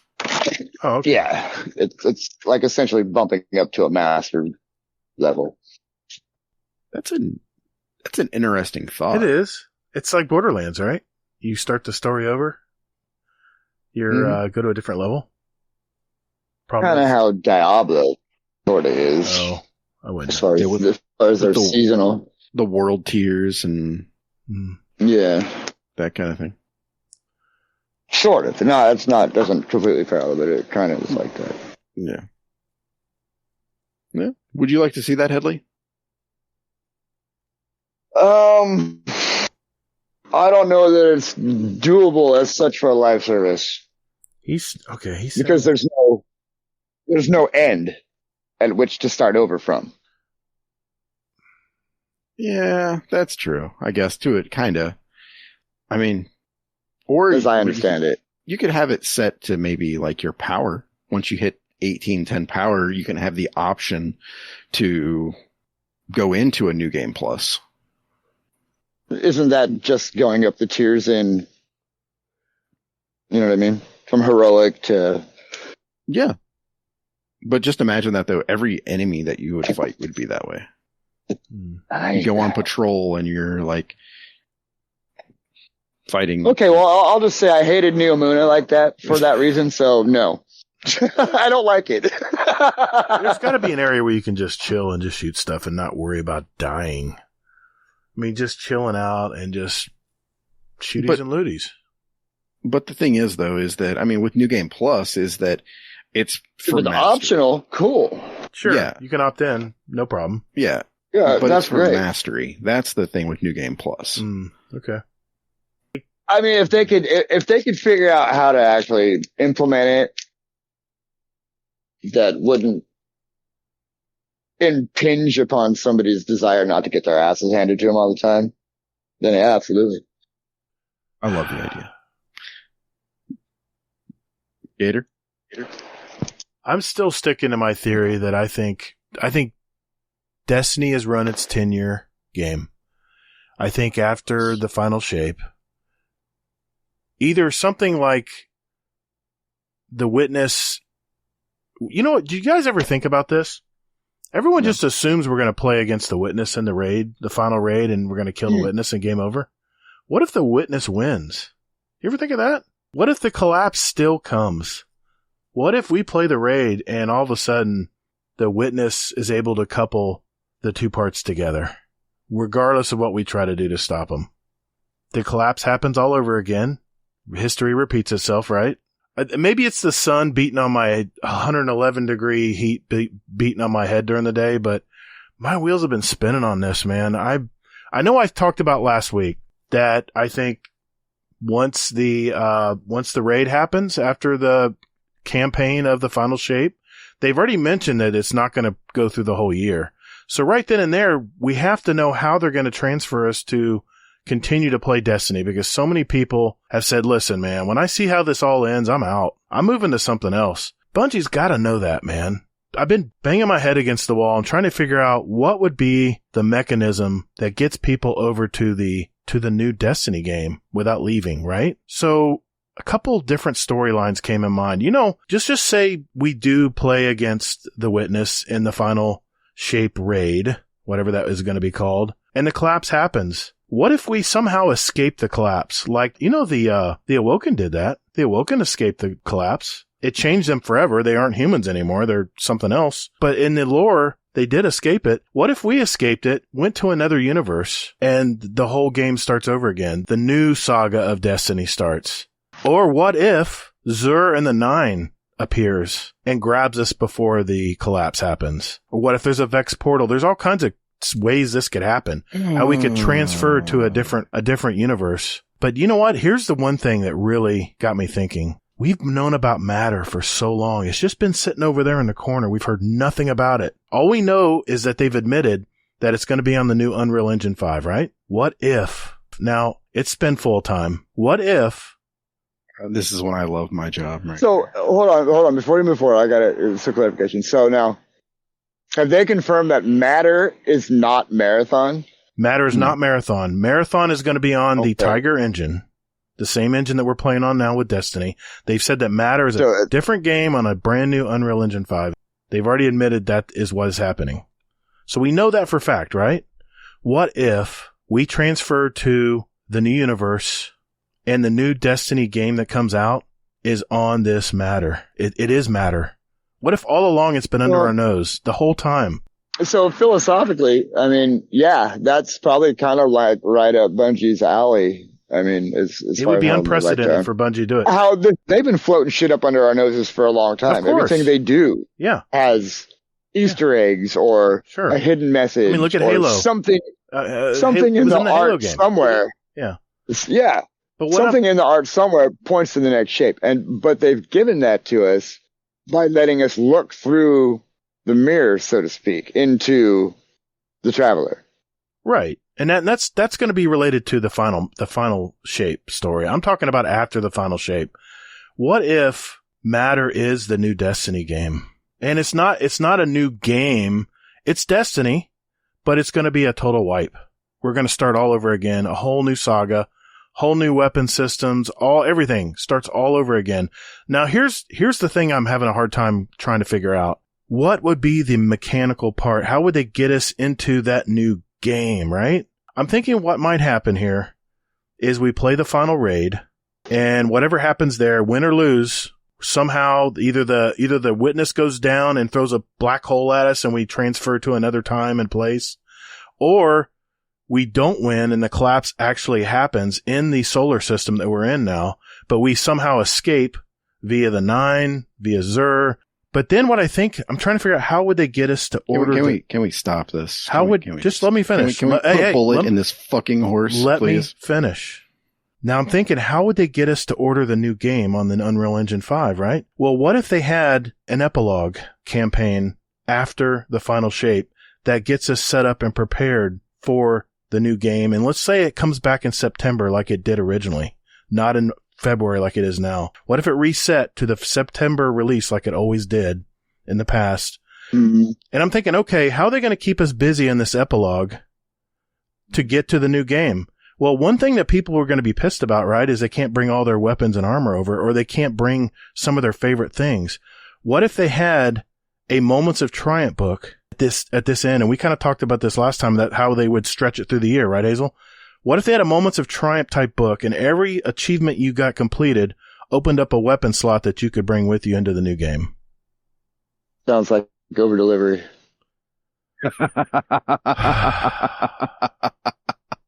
I don't know, man. I just don't think that's probably my hope into what the potential of Bungie is. And probably realistically, it's probably just going to be a continuation of Destiny somehow. I mean, realistically, that's probably what it's going to be. And I'm hyping myself up here, I know, but what if? You just wasted your time and what if though? Time. What if? I mean, no one talks about this stuff, but what if it's been under our nose the whole time? Well, I don't think there's any wasted time in any kind of speculation. That's not in their fucking playbook, bro. It's after that whole train station shit, that is not what they're shipping. But let's think of it this way, okay? But let's think of it this way. They haven't done anything with a new player experience. They're abandoning Crucible. To Gambit's dead. This is not the Bungie I remember. I mean, yes, the Crucible team went to Marathon. I get it, but that's not, they have 1,500 employees. That's just a fraction of their total. So what my question is what are they working on where they're giving us this state of the game where, we can't really do it because it's, we have resources. Dude, you got billions of dollars. Sony can send you studios to work on shit. What I'm trying to figure out is where is all their time going right now? I think Final Shape zipped up and ready. I think what they're working on is this epilogue campaign that transfers us into the new game. I think that's where all their time and, Joe says he's head down, right? He's head down. He's head down on this new epilogue campaign that happens right after the Final Shape is over. Gator. Oh, well, I spoke my piece. It's out there in the world. We'll see what happens. Gator. Tendrils of that could very well be valid. Who knows, man? I doubt it. It's spinfoil. I doubt it completely and utterly. It's so hard to tell right now. But they're not telling us. And here's the thing: the September 22nd. Is this mic on? Can you guys hear me?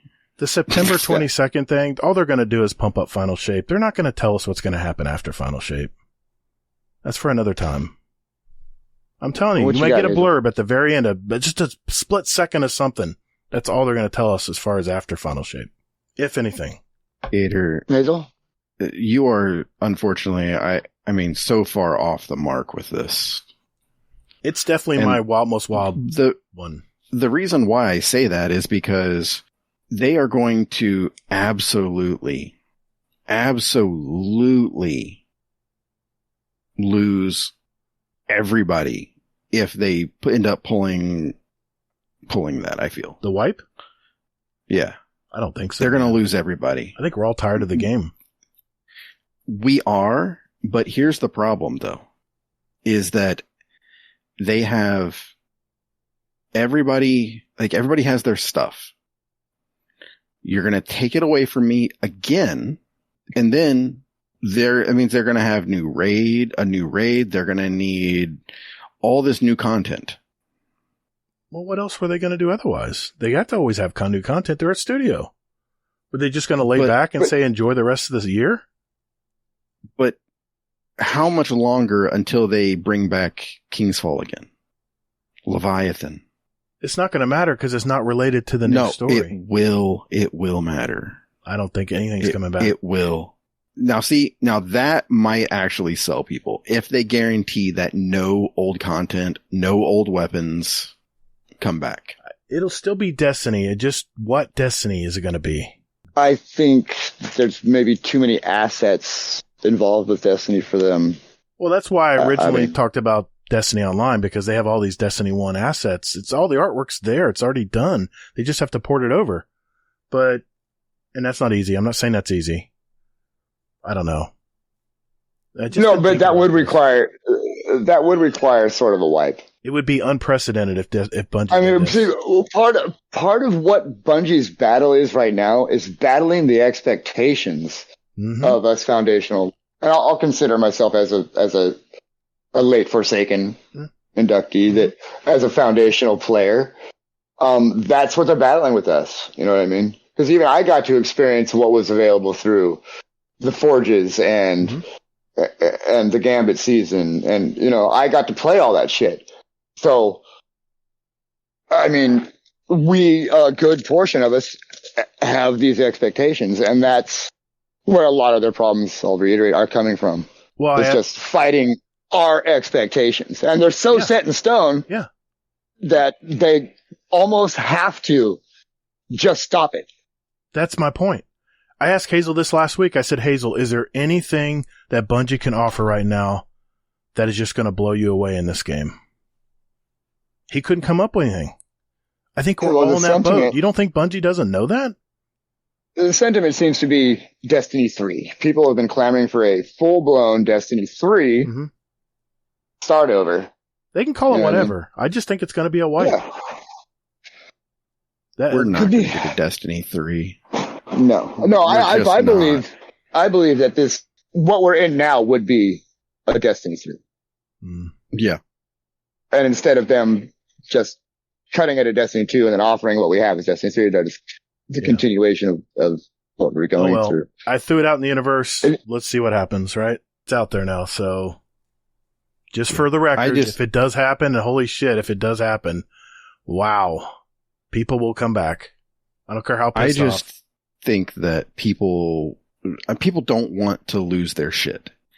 And more than that, people don't want to have to buy the same shit for the third time. That's it though. They can't, if they're going to make this happen, it's got to be all fresh. It can't be, but that could be a caveat, is the moments of triumph type end of the year, like get these to-dos done to buy time until the release of the game. Because that's what they did that's what they did with Destiny 1. Remember, they had the moments of triumph, and if you got this stuff done, carry over. You got an emblem. Carried over were the emblems. You got an emblem that told you that you were a veteran player or something like that. But I don't know. But Gator, the thing is though, is that if you do that and you bring over those weapons, that means you still have to account for those weapons. Yes, it would be considered like a veteran pack or something. It would be something like that. But the thing is, the problem with that in my mind is that they would still have to manage those weapons. Yeah, I get that. I get that. They would have to port the weapons over. And there's no maybe there's no originality in that because they're still going to bring over the same perks. It's going to be the same perks on these weapons, and then they're going to put new weapons in the game, and they're going to have the old perks. Then, yeah, I get what you're saying. I get what you're saying. It's got to be fresher. I think if matter is going to be a new thing. You think so? What if they? Everybody says I think we'll have the same gun feel. I think we'll have the same. Absolutely. But here's the thing. What everyone says it might be a mobile game. What if it's tied into the game? Maybe there's a mobile element to the game that's tied in. Nobody knows though. All I'm just saying is we heard more about Marathon than we have Matter. We've heard nothing about Matter. It's just over here sitting on the side. And what if this has been a placeholder the entire time under our nose? I doubt it, man. All right. I've spoken my piece. But would you be okay buying? I guess that's the thing. Okay. To me, it comes down to, do you trust Bungie to not bring out recycled content for a third time? I don't know for sure. I can't answer that question. That's I don't know for sure. I don't know their plan. That's your answer. That is your answer right there. I mean, why? You know, I don't know why if you can't answer it, then you already know your answer. No, that does not mean that. Yeah, it does, man. If you don't know the answer, then that means that there's doubt in your mind that they totally speculating here. But dude, this is a 10-year game. I know they passively said it's a 10-year project. I think it literally is a 10-year I think it's a 10-year game, dude. I think it's already been planned, wrapped up in a bow. 10 years. Can we move on? Can we move on, please? Yep. What are the questions we got? I love how passionate you are about this, but my God, man. I mean, hey, I'm the one to just bring up the idea. It just at least gets you thinking. Because how tired are we of this game, man? I mean, I still love playing it. I'm tired of it. But if they offered a brand new game tomorrow, you think I'd be looking back at Destiny 2? I'd be moving on to the next thing they got. I'll be playing Marathon, but it's PvP. So that makes me think PvP's dead, Gambit's dead. They're moving on to a PvE game. They're going back to doing what they probably wanted to do originally. And they learned from the lessons of all the Destiny 1 and Destiny 2. They've refined it. They've got a brand new engine. Everything's going to run so much smoother. You're going to be able to hold more stuff. It's going to be for the newer consoles and the newer computers out there and PCs. So yeah, I don't know. It's definitely out there, man. I know. And realistically, it's probably just going to be something that's going to be very plain. All right. Okay. But you know what? You've had the stage for this long. Now I'm going to go ahead and I'm going to tell you what I think is going to happen. Oh, okay. Okay. Okay. All right. Here's what's going to happen. Now, here's the part where everybody just like starts laughing and they're just like, oh shit just got real. Okay. Here's what's going to happen. All right. Bungie is going to go ahead. They're not going to change fuck all. They're going to go ahead and they're going to just continue the same shit that we've been getting. They are going to try to bleed this, community dry. And they're going to keep coming up with content and stuff like this. And they're going to interject some more D1 type things. They're going to interject some new, new stuff into this. Mm-hmm.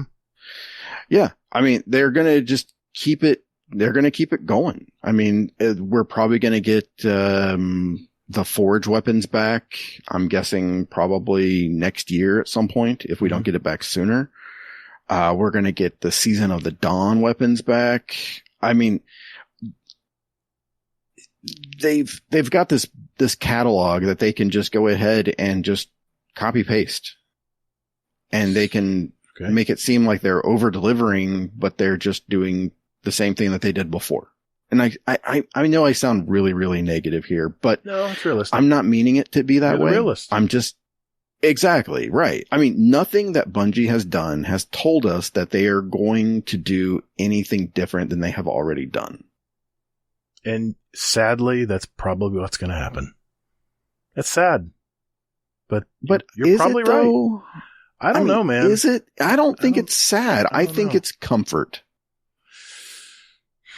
I don't know. I think they're trying to diversify out of being a single game studio. Oh yeah, for obviously, sure. yeah, definitely. You know, because to be a big dog, you've got to have 3 games, 2 of them live service. Yeah, and maybe a fairly regular offering of AAA single playthrough titles. You know what I mean? All right, well, let me ask you this, Hazel. You've spoken what you think is going to happen. How do we transfer from if they in fact say that the light and dark saga is over when the raid's over, it's not going to continue through the year. How do you think they're going to transfer that over? What do you mean, to the next saga? To the next saga, or however way they do it. Is it going to be in another expansion? Or yeah, of course. Same shit that they've been fucking doing. What do you think, Headley? I think that they could wrap it up with the final shape being where the Veil and the Traveler finally merge and bring balance.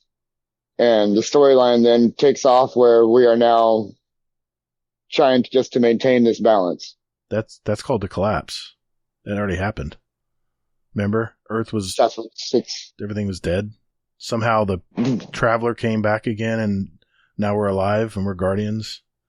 Isn't that how it all happened? When the darkness moved in? I mean, I'm thinking... But what I'm saying is that right now this is the light and dark saga. It's it's the battle of these two... Right.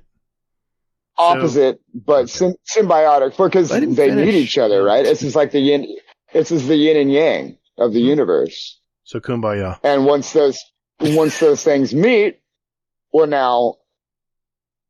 in the utopia, right? Dude, I'll be so angry. So now the battle is to fight off interlopers into that. I guess I don't know.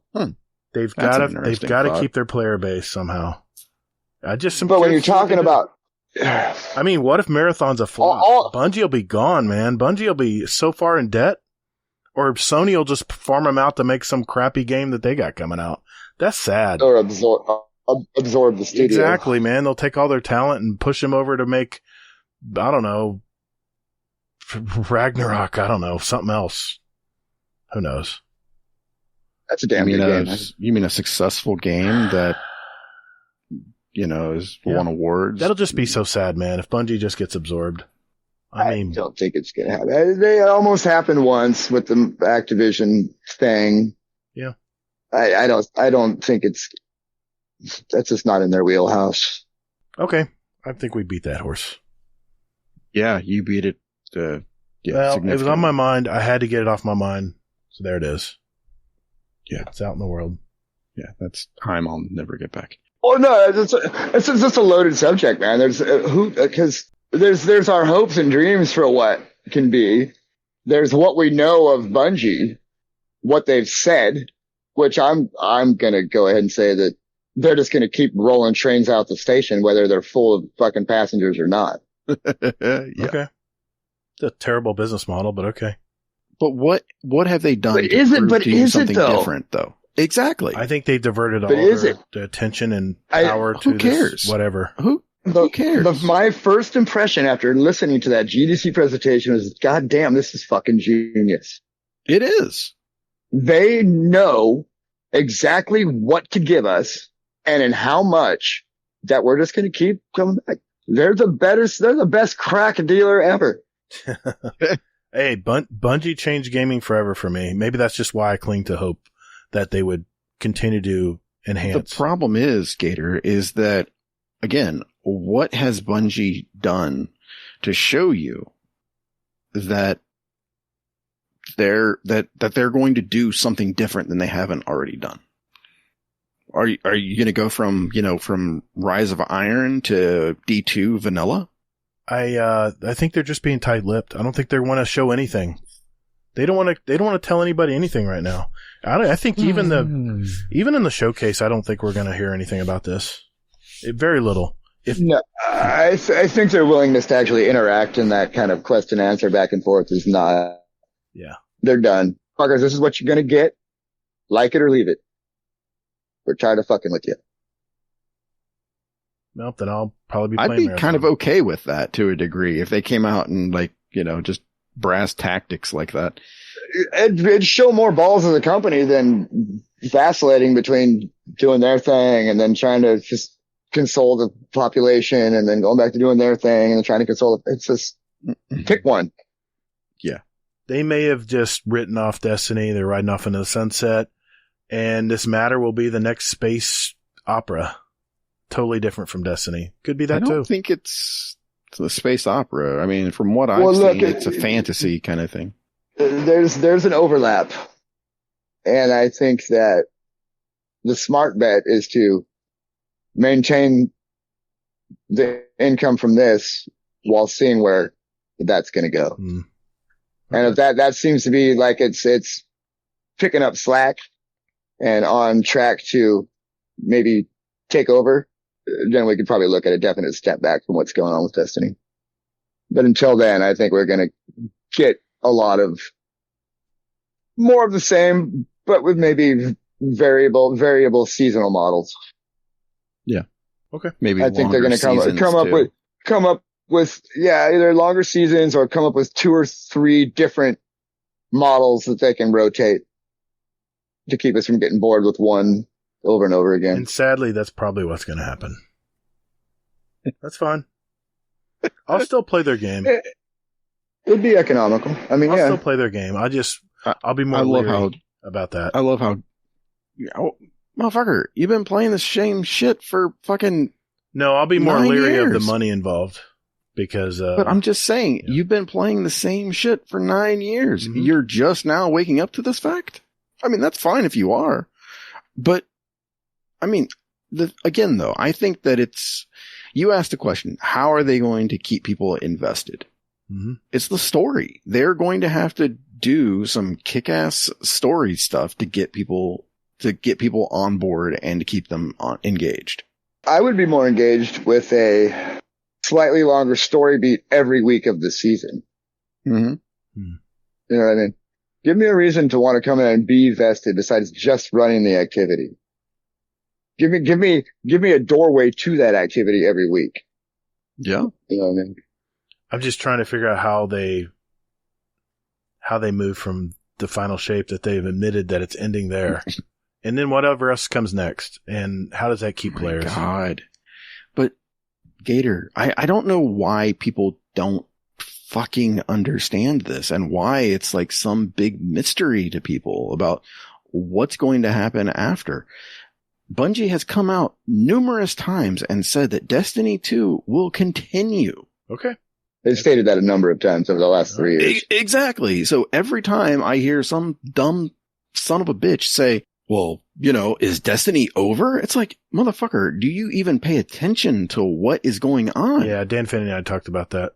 People somehow thought that Destiny was ending after the final shape. Despite, I mean, they just don't listen, I guess. I don't know, man. Who knows? I mean, I'm just clueless every fucking time I see this. I mean, and I still see it today. Like, is Destiny 2 over after the final shape? And it's like, I just throw my hands up and I'm just like, these people just don't do the research. They're just trying to get a click. If you're the developer, you're Bungie, and people ask you, is Destiny ending? Are you going to say, oh no, we got a new Destiny game coming? They're not going to say that. They're going to say, oh, Destiny 2, we're still sticking around. We're here. I don't think they would acknowledge anything other than Destiny 2 just to keep the speculation to a minimum. I don't know. I don't think they can say it. They've been saying the same thing for like 3 years now, that Destiny 2 will continue. Okay. You're sticking to that statement. Okay. Okay. Yeah. Let's if they were worried that let's make a bet. Okay. I bet money, or I bet whatever, that Destiny will continue after the final shape. Destiny 2. Because that was a statement you're basing it on. Destiny 2 will continue after the final shape. Is that your bet? I'm saying Destiny, because everybody seems to think that Destiny's over after the final shape. No, I don't think that at all. And yes, I understand who you're referring to there. But I've already admitted that Destiny's going to continue. It's just going to be a new game. You're saying it's just going to be the same old, same old. I think people are tired of that. It is not going to be a new game. All right. I'll take that bet all day long. And it's not going to be Matter, and it's not going to be on Unreal 5. You got to think. I mean, I don't have to think about it. I'm just thinking what the bet could be, though. What would be juicy if enough? the final shape is indeed the final shape. Oh, God, help us. That's an even worse idea than Gator. I mean, because it implies that this is not the end, but the final iteration. No. That this is the form. This is the form we get from here on out. That story started back when the Black Garden and Destiny 1 started. This story has been going on for 10 years. Yeah, no, it's going to end. We're going to defeat the Witness. The Witness will be the boss of the raid. Okay. I mean, you know what you're going to get. Come on now, for real. Okay. I'm going to say it's going to be a new game. You're going to say it's going to be the same old. It's just going to be in a different wrapper. Exactly.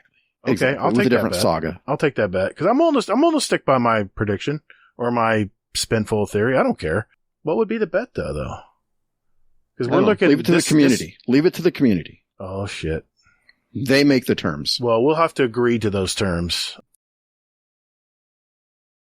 Oh boy. Well, let's see here. Well, let's just go with this. Mr. Dead Rabbit. Question for the show. 2 things, actually. First, I haven't seen anyone mention it anywhere, but has anyone noticed that in the Silver Store, there is now a $12 bundle for the people that were complaining about the price increase? How dare you, Mr. Dead Rabbit, say that? Because that goes against what the narrative is. Sorry. Interesting how the bad things are the only things I hear about. Yeah, exactly. Yet again, more monetization. Okay. So, isn't $12 exactly what the season price is now? Mm-hmm. Yes, exactly. Okay. All that tells me is they bowed to the disappointment. They changed it. Yeah, so now you can actually, and they fixed it. You can actually buy a bundle that'll pay for your pass without having silver left over. That will entice you to buy more. So exactly, that's a plus. What a in thought. theory. Wow.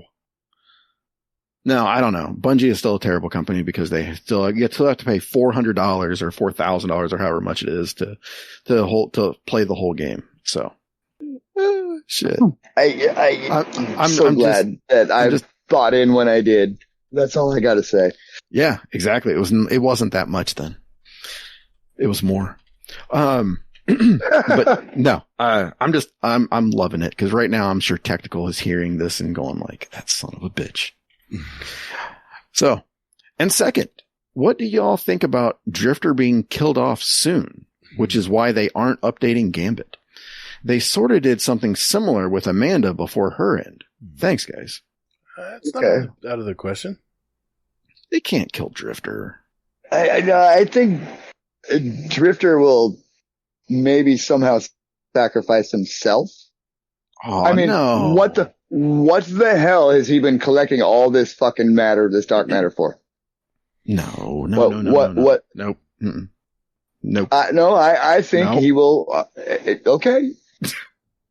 Everybody changes, and the Drifter is actually. What if he just disappeared? He's got a ship. He's not going to do that. He's been to the other side. He knows what's going to happen. No. He knows what waits. He knows what's waiting. No. So when the final battle comes, he's going to sacrifice himself for something. No. You say no, but I see it. I see it in him. I can see it too. No. You really can see that in those cartoon eyes? Okay. Mm-hmm. All right. Dude, are you? No, I see it. I see it in his character. Exactly. His character is changing. Mm-hmm. Him and Moondust? Gator? I don't know, man.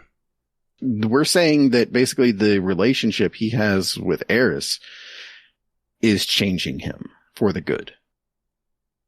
I mean, this started in Season of Plunder, even. Yeah. I mean, there's been questions about what Eris is up to, too. Well, that's why I said he's going to sacrifice himself for the greater good at the end, because he's been making nothing but comments about how the fact that he's been doing nothing but running to save his own ass. Yeah. Blah, blah, blah. So he's done. It's going to come down to he's done running. He's going to make his stand. Fuck. I hate you so much right now, Headley.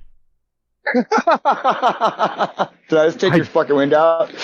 You did. Sorry. I'm like it's all right there. Like, just, it wrote itself, basically. Yeah. Agreed. Oh.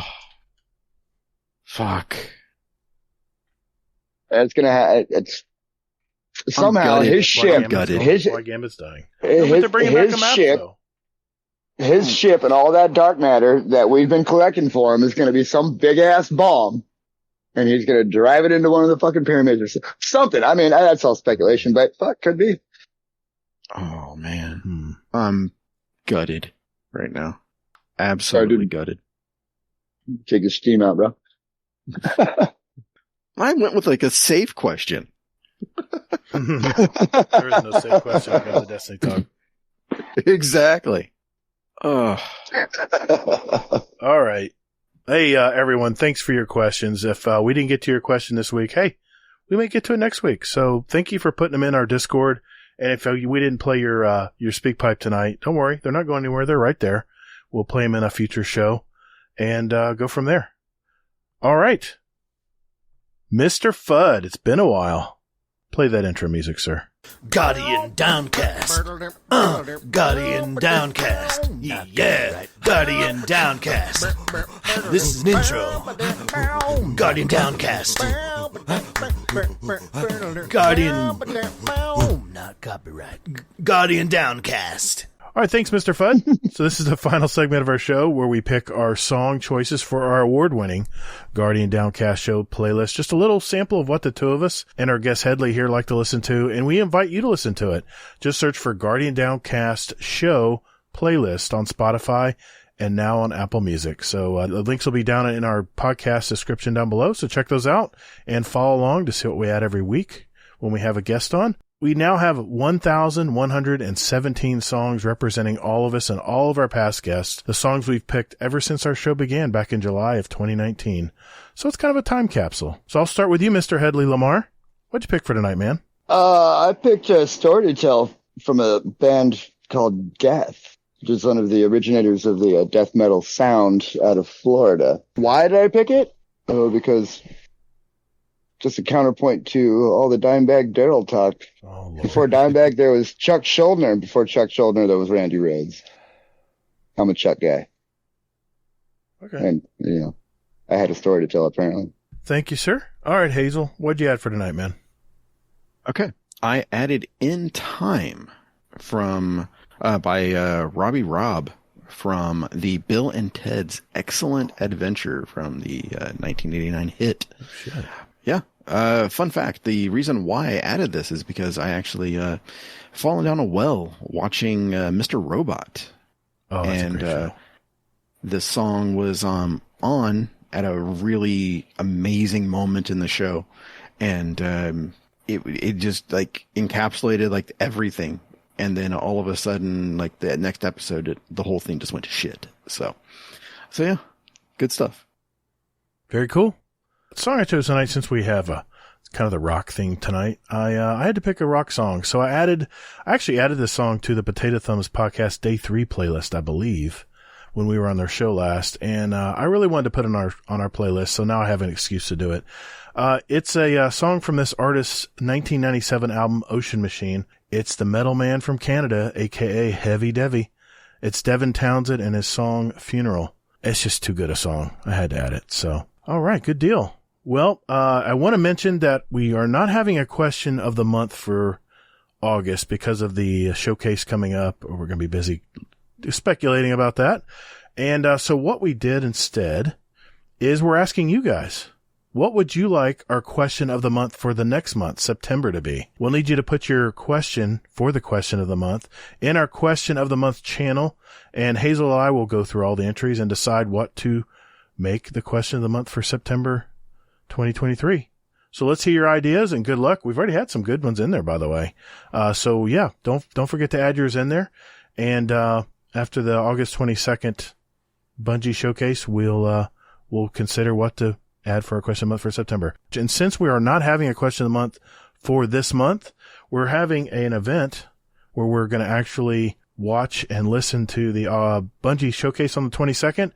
And whoever is in the listening room will draw our $25 Amazon gift card there. And we'll have a second drawing for some podcast merch. All right. Want to give a patron shout out. We have a returning patron. He's actually returned to our Discord as well. Mr. Average Destiny 2 player. Thank you, sir. He has now renewed his Raid Boss patron. Supporting and giving back to our community. So thank you, sir. I want to give a shout out to our Dungeon Champion patrons. That would be Scoot, Oh Hey Redneck, Technical, Toll the Bell, Waffle, Raffy, Mullet, Nitro TJ, Darth Noodle, Nico, aka Jersey, Crow with a K, Smiter, and Valorfall. And of course our OG Raid Boss patrons. That would be Mr. Jealous and Mr. Frostbite. We also have Shadow Flu and Timmy. TL Tim. Got it. First time. Nathan, Lucky Shifts, and now, of course, Average Destiny 2 player. Thank you, gentlemen, for giving back to our community. Quick thank you to all our patrons out there. You know who you are. Giving back to our show and community. It's been really a great thing for us. And because of you guys, we don't have to go out and seek sponsorship or any kind of ways of supporting our hobby through that method. And, no Manscaped ads, Hazel? No one's approached you from Manscaped anymore? I guess after that ad, I guess they're not going to touch us anymore, right? Yeah, I know. I know something about like proprietary things. Oh, shit. We need to get a hold of Laz, possibly? I've already reached out to Laz. Oh, okay. Perfect. Perfect. Okay, yeah. Good. So, yeah, we don't have to do all that. Yeah. Yep. Exactly. And thank you all, patrons. Thank you. Absolutely. Thank you, everyone. Remember to thank your patrons in the Discord. They have that gold badge. You also have a special lounge we all talk about, and that's always fun every morning. And if you got a little value out of our show today and you want to give back to our community and support our community, you can go do that at patreon.com/support Guardian Downcast. Link will be down in our show description down there below. And there's all kinds of different levels and things and perks that come with it. So just check that out. In fact, we just had a patron episode just this last week. Really good. I was really good. All right. So that is a wrap, guys. Another episode in our collection for our listeners out there. We have 211 other episodes with interviews from gamers all over our community. So take a look at those, especially if you're just finding out about us. And the only way we grow organically. We don't pay for promotion or any of that stuff, is you telling a friend about us. So if you have someone who's playing Destiny or thinking about playing Destiny, send that share link to them and have them check out our show. We appreciate you. Mr. Headley Lamar, thank you, sir, for coming on the show tonight, man. Lively conversation. Gentlemen, it was my pleasure. Yeah, absolutely. Well, for sure. How can people find you? I guess you're not on the social media scene, but how can people find you in the Discord or wherever else you'd like to? Well, if you want to find me, you can ping me on the Discord. And if I like you, maybe I'll tell you my Facebook hookup, and you can come to see all my pictures. Nice. I've seen some of those pics, man. They're pretty rad. I've got a live clip on there that I can't take off any more of those. I would have posted it. Oh, okay. Cool. Yeah. Does anybody know how to get your shit off of Facebook? Because, Lord, I'd really like to know. No clue, dude. Yeah. I'm Facebook illiterate. I can't help it. For the 3 dots, I believe. Yeah. I don't know. I can edit. Seems like it. Produce videos, but I don't know how to use Facebook. I don't know. They've changed it 3 times since I got off the motherfucker. I don't blame you, dude. I really don't. It's meta anyway, isn't it? It's not even Facebook anymore. Yeah, it's meta now. I had to really get an account. Oh, well, like I said, I wanted to hook up with Warcraft, but true for my kids' Oculus.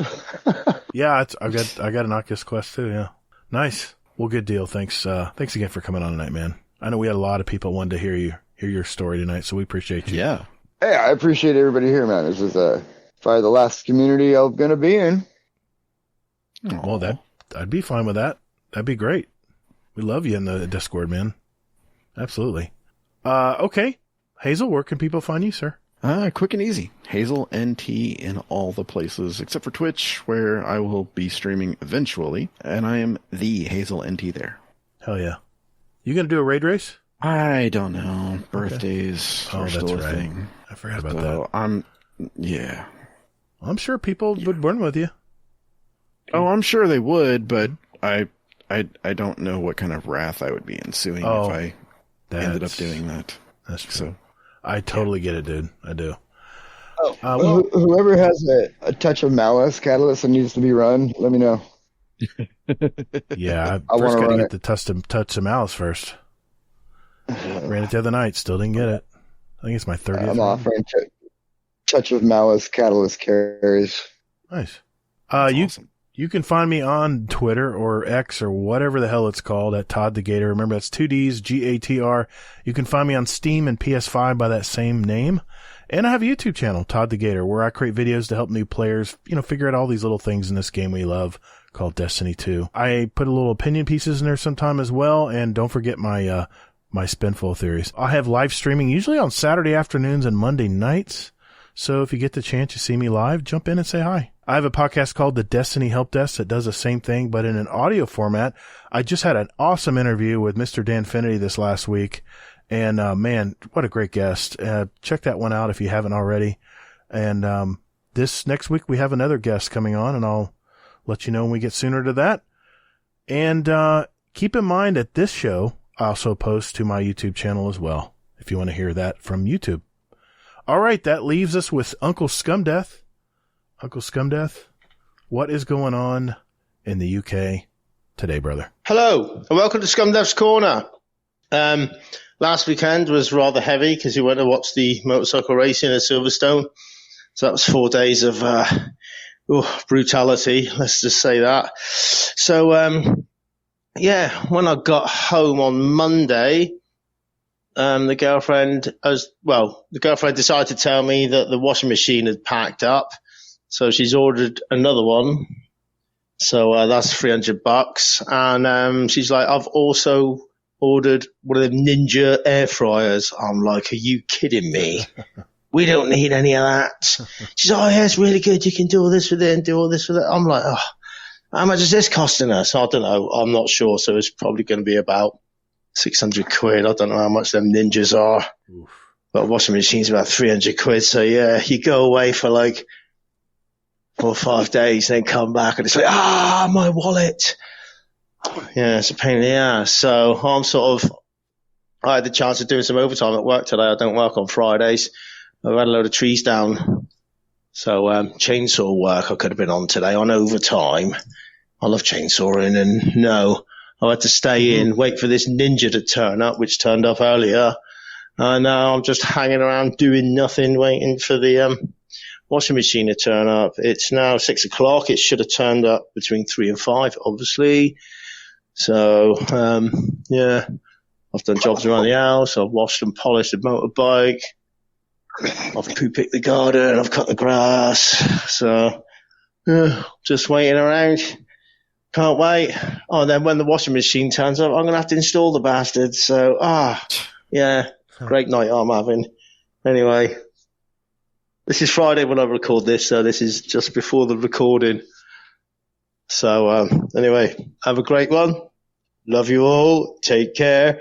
Choo, yo. Thanks, Uncle Scumdeath. Make sure get him to pull it up to the spot where all you have to do is hook it up. Try to get him to do that. It'll save you so much headache, dude. I've done it so many times. Enjoy that air fryer. Enjoy the air fryer. Dude, our air fryer's in it's actually in our oven. My wife does it with baked potatoes. Holy crap, it's so good, man.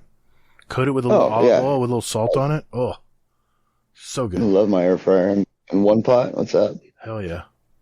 Well, thank you, Uncle Scumdeath. Hey, everyone, remember as you're playing Lightfall, Season of the Deep, remember to take breaks. Get outside and touch some grass every so often. Hades. Remember, we only get one playthrough in this life, so make sure you make it count. And more importantly, be good to your fellow Guardians in the Destinyverse. Defeat is not surrender, Guardian. Thank you all so very much for listening. And later, Guardian. Motherfucker. Yeah, Toddle. Toddle. Oh, no, not you too, man. Have a good night, everybody.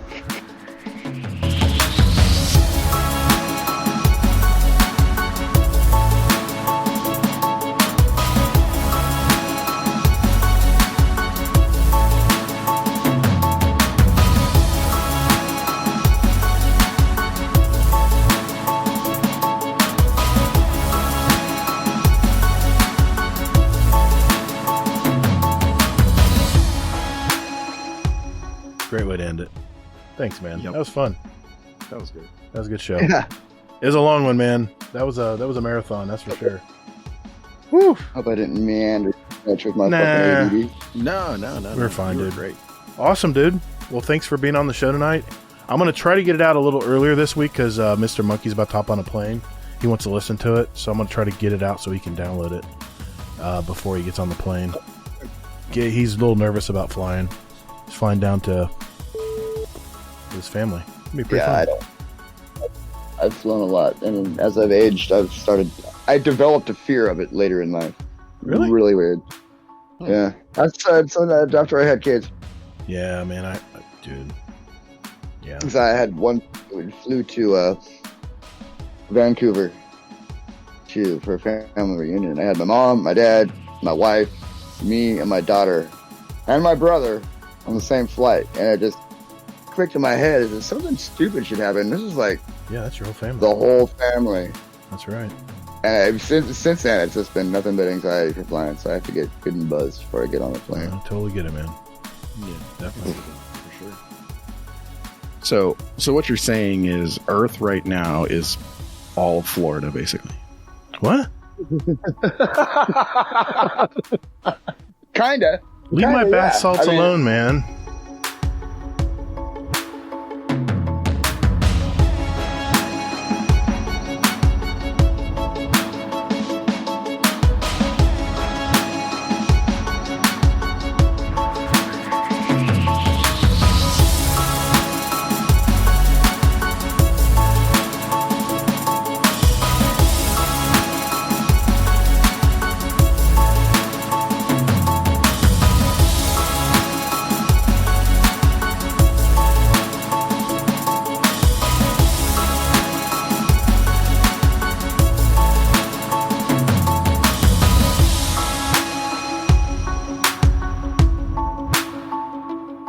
What about the new plan? Won't somebody think about the new plan?